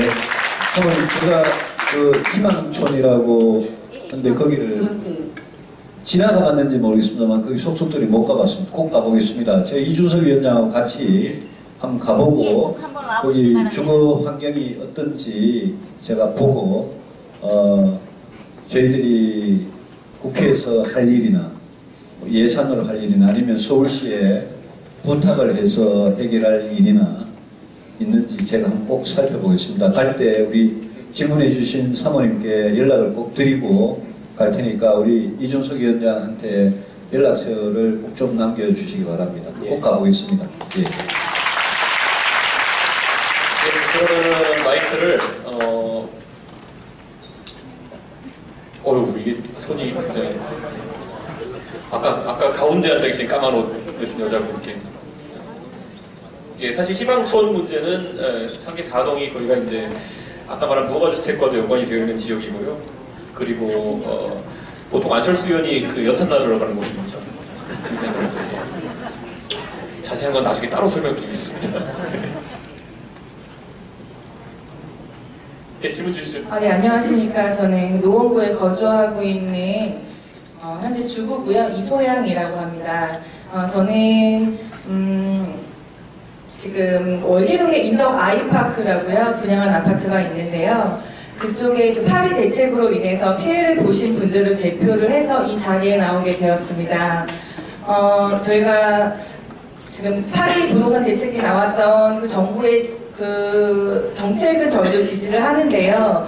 그 파리 대책이 나왔을 당시에 그 집단 대출에 대해서 입주자 모집 공고문이 8월 3일 이후에 공고가 난 단지에 대해서만 집단 대출 규제를 하겠다고 발표를 하셨는데 문제가 8월 7일 날 그와 상충되는 내용으로 8월 2일 전까지 대출이 협약이 안 된 단지는 계약이 이루어졌다 하더라도 이 규제 안에 해당이 된다라는 보도자료가 나왔습니다. 네, 분양의 그 프로세서를 아시는지는 모르겠는데요. 계약을 입주자 모집 공고가 나고 청약을 통해서 계약을 하면 중도금 대출이 이루어지는 데까지 수개월이 걸립니다. 짧게는 2, 3개월, 길게는 한 반년 정도가 걸리는데요. 보통 이 중도금 대출 1차가 실행이 되기 한 달 전쯤에 시행사와 은행이 협약을 통해서 자서가 이루어지는데 이거는 개인이 계획을 해서 결정을 할 수 있는 사안이 아닙니다. 근데 지금 87 부동산 대책을 통해서 대출이 이루어지지 않은 단지에 모든 규제를 적용을 시키면서 지금 피해자들이 엄청나게 많은데 계약금 10%를 저희가 지금 계약금으로 냈던 10%를 위약금으로 내야 계약 해지를 할 수 있는 상황이고요. 저희가 이거를 저희가 이제 이런 부분에 대해서 읍소를 하기 위해서 금융위원회에 4차례 방문을 했습니다. 근데 저희 단지만 한 것이 아니라 서울을 비롯해서 세종시까지 총 최소 7개 단지 이상이고 제가 알기로는 10개 단지가 넘는 걸로 아는데 각 단지마다 최소 피해 금액이 한 100억 이상이 됩니다. 근데 그 피해 금액이 나왔을 때 그 이득이 누구한테 가느냐 하면 그 시행사와 시공사한테 돌아가거든요. 근데 그거를 규제를 해주는 정부 기관은 하나도 없고 금융위원회 쪽에 찾아갔을 때 저희가 이 보도자료 문제에 대해서 말씀을 드리면 다들 검토하시겠다는 말씀뿐이에요. 해결 방안을 매번 찾아가는 동안 한 번도 주신 적이 없습니다. 요즘 요 며칠 기간 안에 지금 많은 언론 매체에서 이 문제를 다루고 있는데 저희는 저희 입장을 대변해서 말씀해 주실 의원님들이 필요하거든요. 유승민 의원님께 간곡히 부탁을 드리고자 이 자리까지 오게 되었습니다. 자료, 사모님 고맙습니다. 그 자료 보내주신 거는 이준석 위원장한테 전해서 받았고 제가 오늘 여러 회의가 겹쳐가지고 앞에 몇 장만 조금 보다가 왔습니다. 그런데 그게 이제 8.2 부동산 대책을 발표하면서 이제 뭐라 그럴까요? 일종의 소급 비슷하게 적용하면서 생기는 피해자분들에 대해서는, 그죠? 부동산 대책 발표하고 난 다음부터 이렇게 적용하겠다라고 정부가 확실히 해준 거부터는 괜찮은데, 고전에 거기 걸쳐 있으면서 뭔가 일부가 소급돼 가지고 지금 예컨대 대출, 집단 대출을 받게 돼 있었다가 못 받게 된다든지, 그래서 그 돈을 마련 못하면 위약금 10%를 내고 그 돈을 고스란히 시행사에 떼야 된다든지, 이런 문제에 대해서는 저희 당에도 다행히 정부위원이 20명 중에 2명이 있습니다. 유의동 의원님하고 지상욱 의원님이 있는데요. 금융위원회가 뭐 제가 이야기한다고 잘 될 사람 아닌 것 같고, 거기 금융위원회 문제고 국토부가 주관이 돼서 종합대책을 발표했고, 그 부분은 금융위가 LTV, DTI 부분은 금융위 관련된 거니까 제가 받은 자료 맞을 겁니다. 아마 저분이 말씀하시는 자료가 그 제법 두꺼운 자료였어요. 예, 그 자료를 저희들 정무위원들한테 전달을 하고, 그 자료에 아마 대표자분들 연락처나 이런 게 다 있는 것 같으니까요. 저희들 연락해서 저희들이 알아봐서 8.2 부동산 대책의 보완 대책으로 그런 방식으로 피해를 보시는 분들을 구제할 수 있는 방법이 있는지 찾아보고 알려드리고, 피해자들이 지금 직접 금융위에 문의를 해보니까 금융위 답변이 애매하게 이게 된다는 건지 안 된다는 건지 전혀 모르는 상태 아니겠습니까? 그래서 그 피해 보시는 분들, 그 어떤 용산에도 있고요, 딴 데도 있는 거 제가 읽고 봤습니다. 그래서 예, 아까 말씀하신 거는 월계동 아이파크라고 했습니다. 예, 그 부분을 저희들이 빨리 알려드리도록 하겠습니다. 금융위가 이런 부분을 아주 명쾌하게 정리해서 소급 피해를 안 당하도록 그렇게 뭔가 보완책을 내주는 게 정답인데, 제일 좋은데요. 그렇게 해줄지 안 해줄지는 저희들이 한번 그 주신 자료를 갖고 이야기를 해서, 금융위도 아마 그 민원을 여러 군데서 지금 받고 있고 기사도 나니까요. 거기에 대해서 뭔가 김현미 국토부 장관이나 최종구 금융위원장이 뭔가 생각은 내부적으로 검토하고 있지 않나라는 게 제 짐작인데요. 알아보겠습니다. 보고 연락을 드리겠습니다. 고맙습니다. 네, 다음 질문 한번 드려보겠습니다. 오늘 이 젊은 분들이 손을 굉장히 많이 들고 있습니다. 저 가장 끝에 계신 분. 예.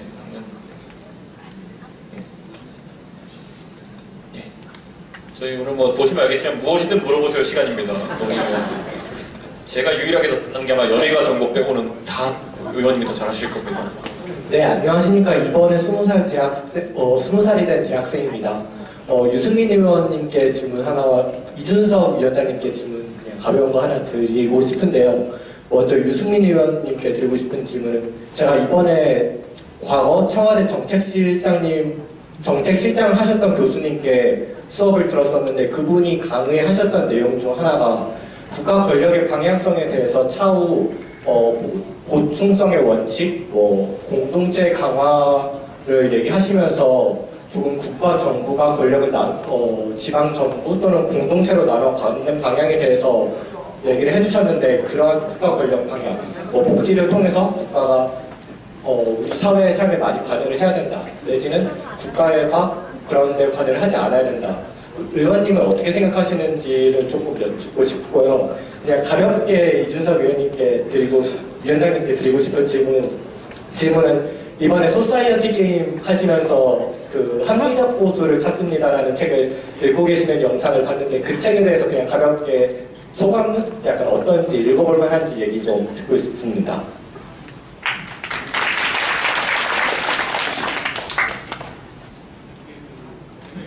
안 돼. 네, 제가 읽고 있는 책이 그 합리적 보수를 찾습니다라는 거 읽고 있는 게 방송에 나와서 이제 질문하셨는데요. 사실 굉장히 불만족스럽습니다.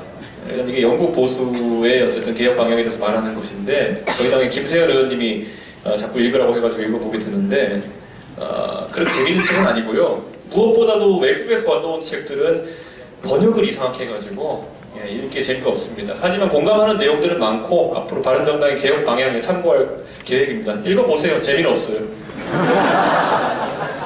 책 이야기를 하면서 저렇게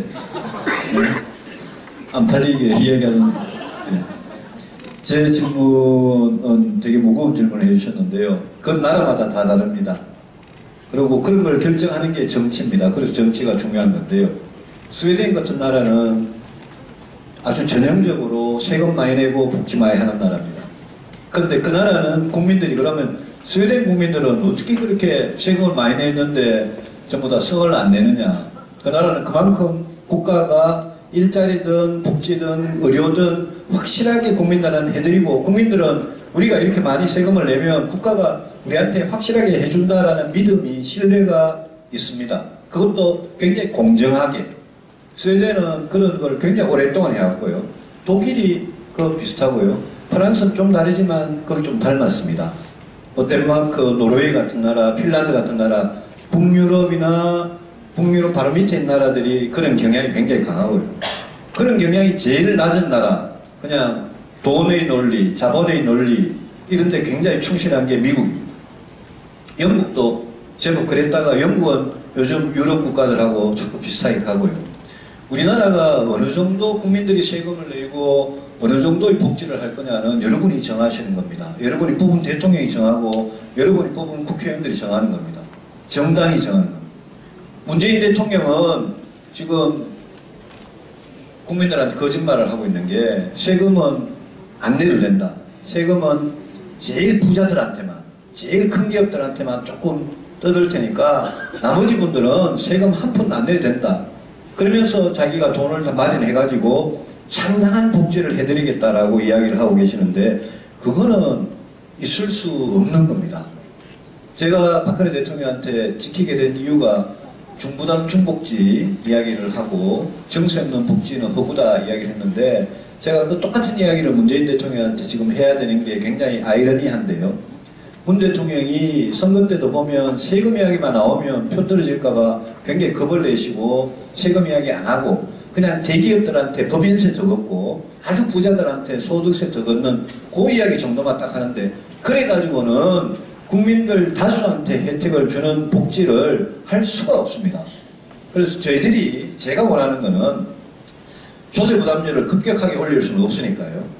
국민들의 조세부담료를 아주 천천히 올려가면서 거기에 맞는 거기에서 나오는 재원으로 제일 꼭 필요한 국민들한테 여러분도 주위에 보시면 저 돈을 저 사람이 받아도 되냐라고 생각이 들 때도 있고 어떨 때는 저분들한테는 국가가 꼭 도움을 드려야 되는데 도움 못 받고 저렇게 힘들게 사시는구나 라는 분도 있거든요.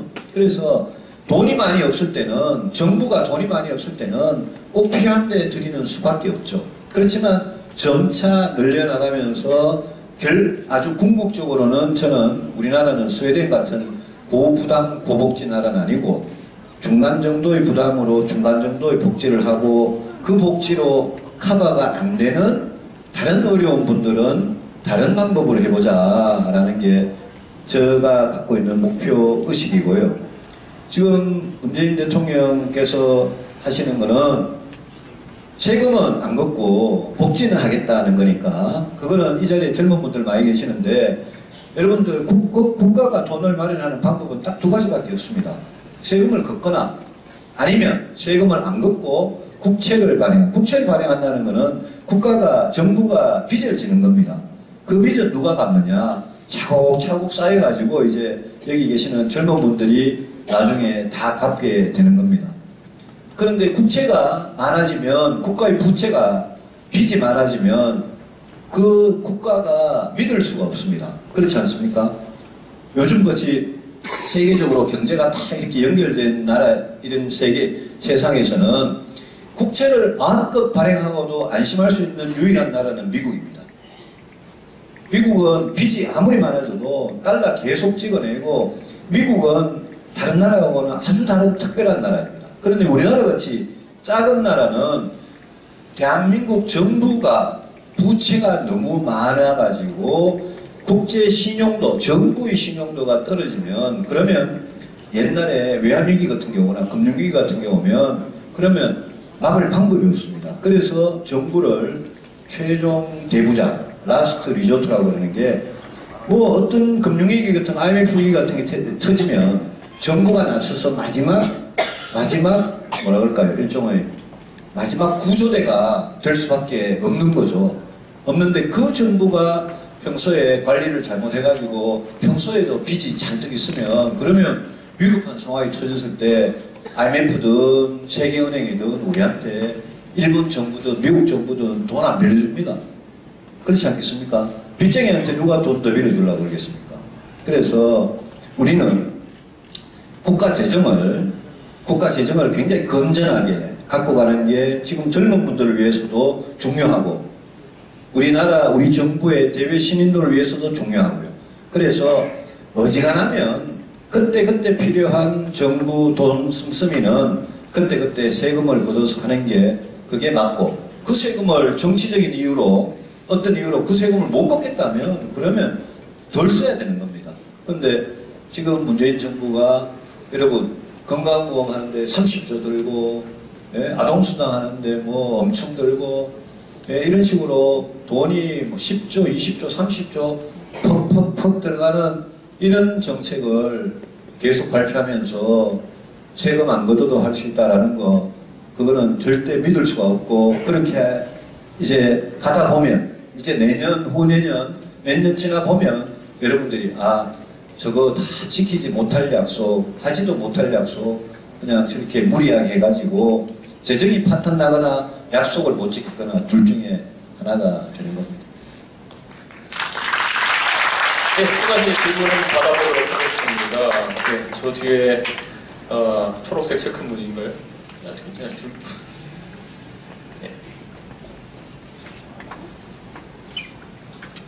예, 안녕하십니까. 예, 27살 대학생 강우종이라 합니다. 제가 지금 궁금한 게 있는데 이번에 문재인 대통령의 그 공약을 보면 그 공무원들 많이 늘린다고 하잖아요.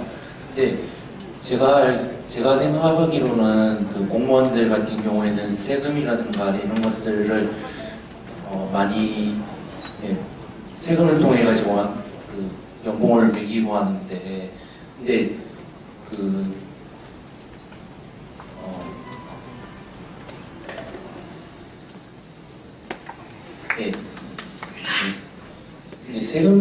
세금을 통해서 하는데 근데 문제는 제 생각인데 이번에 이제 인구도 점차적으로 줄고 이런 상황에서 보면 지금 세금에 대한 개혁이 좀 필수적이라고 생각이 들거든요.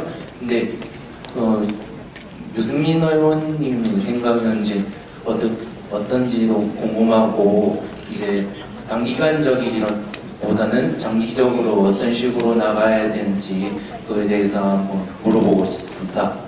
예, 제가 이 문제는 고맙습니다. 제가 이 문제는 여러 번 말씀을 드렸지만요. 그 학생 우리 강우종 학생 질문에 강우종 학생이 혹시 공무원 시험 준비하고 있습니까? 아닙니까? 다행입니다. 제가 노량진에 가서 공무원 시험 준비하는 학생들도 만나고 그리고 공무원 시험 준비하는 학생들 보면 공무원 시험이라는 게 그게 뭐 어떻게 보면 유일하게 공정하게 공무원이 되는 길이고요. 그러니까 공무원 시험 자체는 굉장히 진짜 공정하게 처리해야 되겠죠.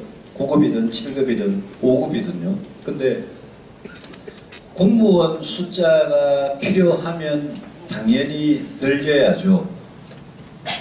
늘려야 되는데 예컨대 뭐 홍수 난리가 났는데 소방공무원이 그 홍수로 그 막 휩쓸려 가면서 그러다가 다치거나 사망하는 거, 또 산불이 났을 때 소방공무원 그러는 거, 사회복지가 수요가 많아지니까 주민자치센터에 사회복지 담당하시는 그 공무원들은 뭐 정말 눈코 털 새 없이 바쁜 거, 특히 못 사는 동네 가면은 그런 거 당연히 해야죠. 저는 더 필요한 부분 더 늘리는데 찬성인데요. 늘리기 전에 공무원 한 사람 늘리면 공무원들은 중간에 해고가 되지 않습니다. 그러니까 공무원은 정년 퇴직할 때까지 전부 다 여러분 주머니에서 돈 낸 세금으로 공무원 월급 주고 먹여 살리고 은퇴하고 나서 공무원 연금까지 여러분 돈으로 주시는 겁니다. 여러분이 받게 되는 국민연금보다 공무원 연금이 조건이 훨씬 좋거든요. 그 연금을 여러분 세금으로 다 주시는 겁니다. 그러니까 공무원이 필요하면 늘려야 되는데 늘릴 때 무지무지 조심해가 늘려야 되지 않겠습니까? 근데 주민센터에 가보면요, 사회복지과는 무지무지 바쁜데 그 옆에 과는 그냥 좀 덜 바빠요. 네? 그리고요, 여러분 동네 보건소에 가보면요, 요즘 군대에 갈 젊은이들 숫자 부족해서 난리인데 그 공익근무라고 와가지고요, 보건소 직원분들은 제 말씀 잘못하면 안 되지만, 예? 누가 가면요, 그 공익 딱, 예? 딱 맞는 사람 두고 근데 뭐 근무 시간에 뭐 딴 거 보고 뭐 이러면서 그러고 있어요. 공공부문은 공무원 숫자 소방이든 사회복지든 환경이든 늘릴 거 필요한 거 늘리자 이겁니다. 몇 명 필요한지 따져보고 늘리고 소방 헬기도 더 사주고 하자 이겁니다. 하는데 그러면 줄일 수 있는 부분도 줄여가지고 해야 될 거 아닙니까? 문재인 정부, 문재인 대통령이 선거 때 공약해놓은 것 중에 공공일자리 81만 개, 그 중에 17만 4천 개가 공무원입니다. 근데 매년 공무원 늘리고 있거든요. 매년 뭐 퇴직하시는 분들 계시니까 그만큼 더 뽑아야 되고 또 조금씩 늘고 있으니까요. 전체 정원이. 우리나라 공무원이 100만 명인데요. 공공부문 일자리를 5년 동안 80만 개를 어떻게 그렇게 만들겠습니까? 그 상당 부분이 여러분 세금이고 거기에 22조만 되면 5년간 80만 개 늘릴 수 있다고 한 거, 그거는 저는 엉터리라고 제가 단언을 합니다. 그래서 이거는 여러분이 낸 세금으로 하는 일은 공무원 일자리든 복지든 굉장히 책임감 있게 해야 되고, 그래서 문재인 대통령 같이 굉장히 저렇게 두세 달 안에 그냥 화끈하게 그것도 세금 더 거두지도 않고 여러분들한테 다 해줄 수 있는 것 같이 그래 이야기하는 건 아니죠. 그리고 공무원을 17만 4천 명을 5년 동안 더 뽑으면 1년에 나누기 5 하면 한 4만 명은 안 되고 3만 5천 명 정도 될 거 아니에요. 3만 몇천 명. 근데 1년에 3만 몇천 명 더 뽑으면 우리 젊은이들이 거기에 얼마나 더 매달리겠습니까? 그죠? 그러면 지금 공무원 한 명 뽑는데, 구급 공무원 한 명 뽑는데 경쟁률이 뭐 한 50대 1이라고 칩시다. 그러면 구급 공무원 한 명 뽑다가 2명을 뽑게 되면 그냥 50명이 매달리는 게 아니고 100명, 150명이 매달릴 수 있겠죠. 그리고 공무원 시험 준비하다가 떨어지는 사람의 숫자는 그대로 있고 오히려 더 늘어날 수 있습니다. 우리나라 대한민국 젊은이들이 저는 공무원 될 수 있고 의사도 될 수 있고 판사, 변호사 될 수 있고 회사원 될 수 있고 다 좋습니다. 다 좋은데 대한민국 젊은이들이 공무원 되려고 모든 대한민국 젊은이들이 건물주가 되고 공무원 되는 게 꿈이라면 그런 대한민국이 10년 뒤, 20년 뒤에 미국하고 일본하고 독일하고 중국하고 경쟁해서 이길 수 있겠습니까? 저는 절대 못 이긴다고 생각합니다. 공무원은 뭔가 부가가치를 진짜 의미 있는 거를 이렇게 생산해내는 직업은 아니거든요. 그냥 법대로 행정하는 직업이거든요.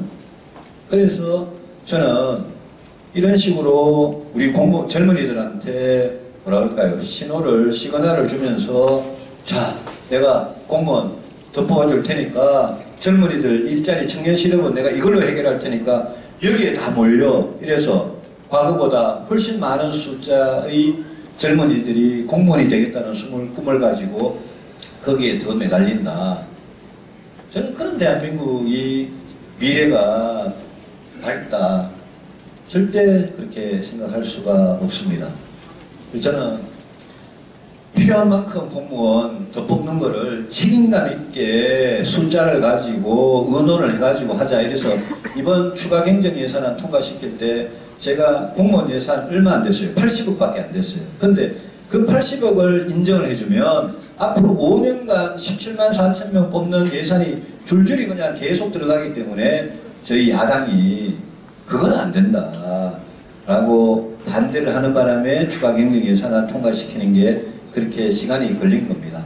이번 정기국회도 마찬가지입니다. 이번 9월, 10월, 11월, 12월 초에 12월 1일에 예산을 통과시키는데 내년 예산을 이번에는 거의 국회에서 전쟁을 해야 될 겁니다. 옛날같이 뭐 던지고 몸싸움하고 이런 전쟁은 이제 안 합니다만 문재인 정부가 하려는 정책들하고 저희 야당이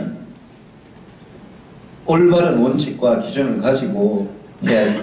그래서 국회에서 문재인 정부를 올바르게 견제하는 것은 저는 굉장히 중요하다고 생각하고 뭐 그런 점에서 자유한국당하고 국민의당하고 사안별로 뜻이 맞으면 그런 정책 연대는 언제든지 하겠습니다. 예, 저희가 오늘 그 질문도 하시고 또 사진도 찍으시고 그다음에 또 서명도 받으실 수 있다 했는데 질문은 이제 9시까지 딱 끊어서 저희가 받고 저희 그다음에 또 사진 촬영 이렇게 하도록 하겠습니다. 되게 그러니까 짧게 질문하셔야 돼요. 이제 짧게 질문하셔야 되고 저도 네. 이제부터는 짧게만 대답할게요. 짧게 대답할게요. 아까 계속 들고 계셨던 앞치마 선생님 짧은 질문이 그럴 있습니다. 네. 반갑습니다. 네. 저는 비영리 민간단체 사랑의 짜장차 봉사단장을 맡고 있는 김인길이라고 합니다. 월계도 되고요. 유승민 의원과도 예전에 봉사를 같이 했고 타 정당 정치인과도 많이 봉사를 했습니다. 제가 말씀드리겠습니다. 제 노원신문 2017년 6월 25일 오피니언 사설란에 노원구 재난관리평가 미흡이라는 제목과 함께 제 기사가 나와 있습니다. 그 내용은요, 제가 대통령이 된다면, 기약은 없지만 대통령으로 뽑아주신다면 봉사하기 딱 좋은 나라를 만들겠습니다. 그런 내용이 실려 있습니다. 맞습니다. 노원구는 봉사하기 딱 좋은, 노원구를 기준으로 말씀드리자면요, 노원구는 정말로 봉사하기가 참 어렵더라고요. 한 2년 동안 짜장면 봉사를 했는데요. 정말 어려우신 분들, 오늘 여기 보수가 사는 길이라는 그 상계동 유승민이 온다는 그런 강연인데 지역 현안은 솔직히 거의 질문하신 분들이 많이 없고 마음에 솔직히 와닿지 않았습니다. 저는 그렇습니다. 저는 일반 시민이기 때문에 그런 어려운 부분, 안보나 무슨 미사일 쏘는 거 그런 거는 솔직히 관심은 있지만 여기서까지 그런 걸 들어야 되나? 그런 솔직한 마음이 있습니다. 지역 현안이죠. 복지의 기본은 봉사라고 생각합니다.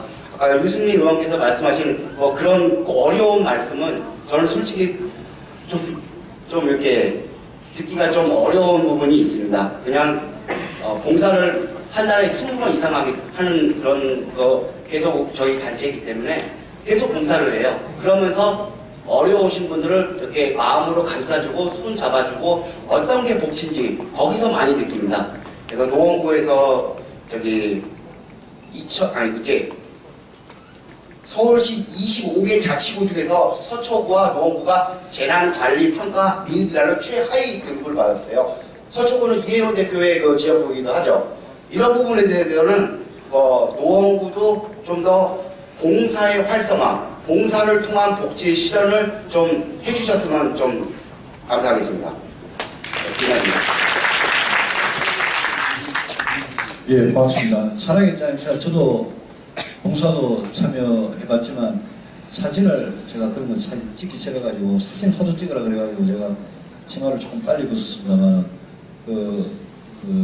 저희 지역에도 대구에도 하시는 분들 많거든요. 많고 전국을 다니시면서 그런 이 어르신들 뭐 급식이나 이런 부분에 그렇게 신경을 많이 써주셔서 감사드리고요.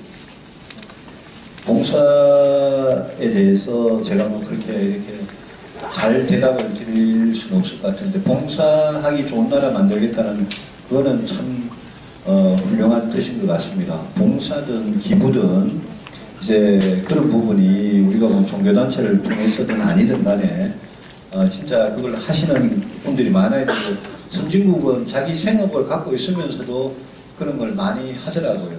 저는 뭐 그게 시민의 수준이나 이런 부분하고 직결이 된다고 생각합니다만 제가 봉사하시는 분들의 생업 있지 않습니까? 자기가 먹고 사는 직업 그 생업을 이렇게 굉장히 궁금해서 그걸 뭐 직접 물어볼 수도 없고 그렇게 살펴보면 아 저분이 그렇게 월급이 많고 아니면 돈을 뭐 잘 버는 그런 사업을 하시는 분이라고 봉사하는 것은 절대 아니다 라는 것도 많이 느꼈습니다.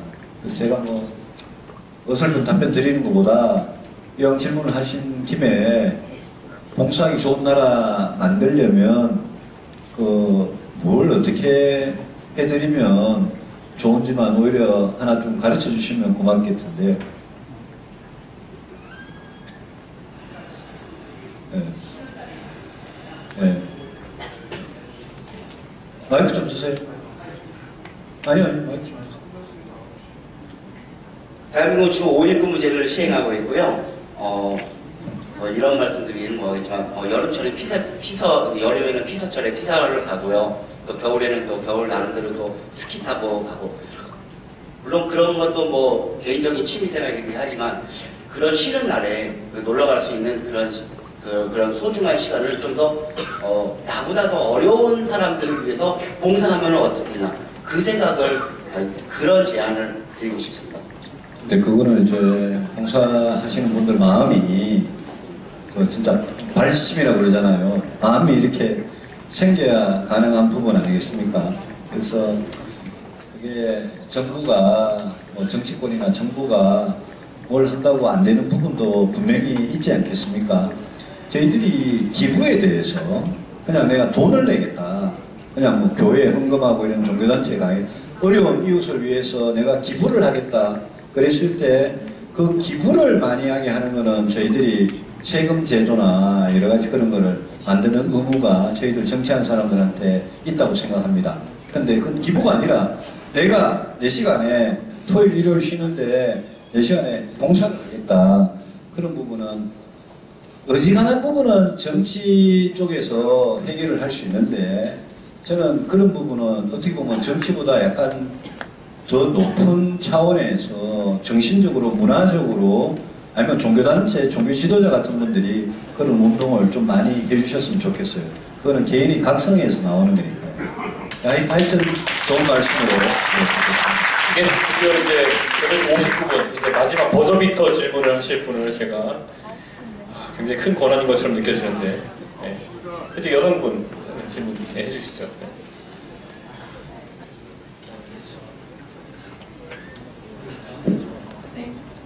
우선 여기까지 와서 이렇게 강연해주신 유승민 의원님께 감사 인사를 드리고 싶고요. 고맙습니다. 네, 지금 여러 시민분들께서 해주시는 이제 질문들을 보니까 기본적으로 의식주에 대한 좀 불만 사항이나 좀 말씀드리고 싶은 사항들이 많다는 걸 좀 알게 됐어요.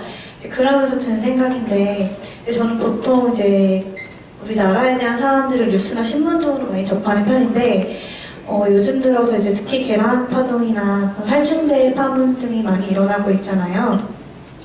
근데 이러한 상황들이 어제 오늘 일만은 아니고 보면 매년 구제역이나 이제 AI 같은 문제들이 매년 일어나고 있는데 그러면서 제가 들었던 생각들은 이런 문제들이 매년 일어나고 있음에도 불구하고 예방책들보다는 보통 이제 사건이 터지고 난 다음에 뭐 이슈화되거나 뭐 그때 이제 국회에서 청문회를 하는 등 이제 그냥 사후 대책을 논하는 데만 좀 급급하다는 생각이 개인적으로 많이 들었어요.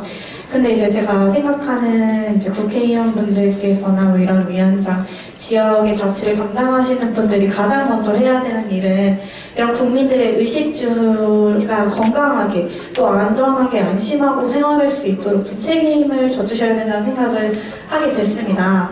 그래서 이제 이러한 예방책이 미흡한 것 같다라는 생각이 들었는데 거기에 대한 좀 생각이 어떤지 듣고 싶습니다. 굉장히 중요한 질문을 해주셨고요. 그 질문에 대해서는 굉장히 좀 부끄럽게 생각합니다. 왜냐하면 메르스 때문에 난리가 난 적이 있지 않습니까? 그런데 그 이후에 우리 응급의료 체계나 무슨 메르스 같은 질병이 전염병이 이렇게 퍼질 때 그걸 막는 우리 병원의 시스템이나 이런 것들이 얼마나 바뀌었느냐 생각해 보고요. 세월호 터지고 나서 그러면 우리 그냥 강이든 바다든 선박들이 얼마나 더 안전해졌느냐 생각해 보시고요. 9.26 사고에서 김모군이 스크린 도어에 끼어서 정말 아깝게 세상을 떴는데, 그럼 우리 하청업체에서 죽음의 외주하라 그러면서 제일 위험한 데가 일하는 그 청년들을 위해서 뭐가 법이 바뀌고 뭔가 원청업체, 하청업체 사이의 관계가 확실히 바뀌었느냐. 저도 말하기 굉장히 조심스럽습니다만, 우리가 뭐 사건 터지면 그때 막 호들갑을 떨고 막 온 신문에 막 도배를 하고 방송에 도배를 하고 이러다가 국회에서 청문회를 하고 불러서 막 난리를 치고 이러다가 어느 순간 이렇게 해가지고 몇 달 지고 나고 나가 사건, 굉장히 중요한 사건이 터지면 그게 구제역이든 AI든 살충제든 가습기든 뭐든요. 우리나라 제도와 우리 생각과 우리 능력이 거의 바뀐 게 없는, 그러니까 성수대교 붕괴되고 지금 몇십 년이 지났는데 아직도 평택에서 다리가 또 무너지고 이런 사고가 일어나는 것 같거든요.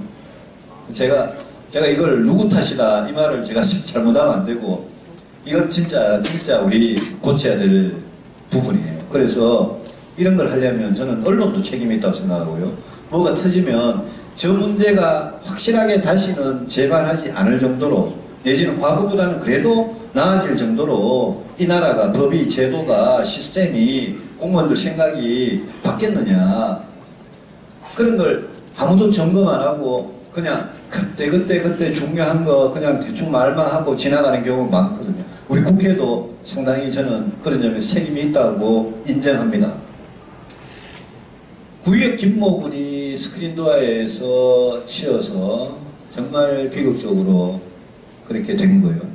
또 여러분들 전방에 목함질에 사고 나면 우리 하사 두 사람이 그냥 발이 다 날아가고, 근데 그런 거 할 때마다 시스템을 바꿔야 된다, 하청업체, 원청업체의 책임을 강화해야 된다, 그런 법을 내놔도 뉴스에서 사라지고 나면 그 법이 그냥 국회에서 잠자고 있다가 4년 딱 지나면 모든 법이 다 폐기가 돼버리거든요. 뭐 20대 국회 끝나고 21대 국회 가고 또 그러고요. 정부는 5년마다 대통령 바뀌면서, 그래서 뭔가 여러분들이, 저는 국민들의, 시민들의 각성도 필요하고요. 고치려면 언론도 바뀌어야 되고, 저희들 정치하는 사람 무엇보다도 바뀌어야 되고, 공무원들 바뀌어야 되고, 이건 진짜 나라를 움직이는 이렇게 중요한 기둥들이 있다면 바뀌어야 될 부분이 많습니다. 저는 그거 잘하는 나라가 선진국이라고 생각을 하고, 우리가 그거 못하는 이상은 세월이 많이 지나가도 선진국이 되기 쉽지 않을 거다 생각을 합니다. 굉장히 따가운 질책으로 받아들이고, 그런 게 아무도 신경 안 써줘도 끝까지 챙겨가면서 이게 마지막까지 열매를 맺도록 하는 그런 노력을 좀 더 하는 저희들 정치 또 바른정당이 되도록 노력하겠습니다. 이제 9시를 넘겨서 마지막으로 이제 버저비터 질문이 끝났기 때문에 이제는 우선 답변을 정말 성실하게, 자세하게, 해박하게 해주신 유승민님께 다시 한번 박수 부탁드리겠습니다.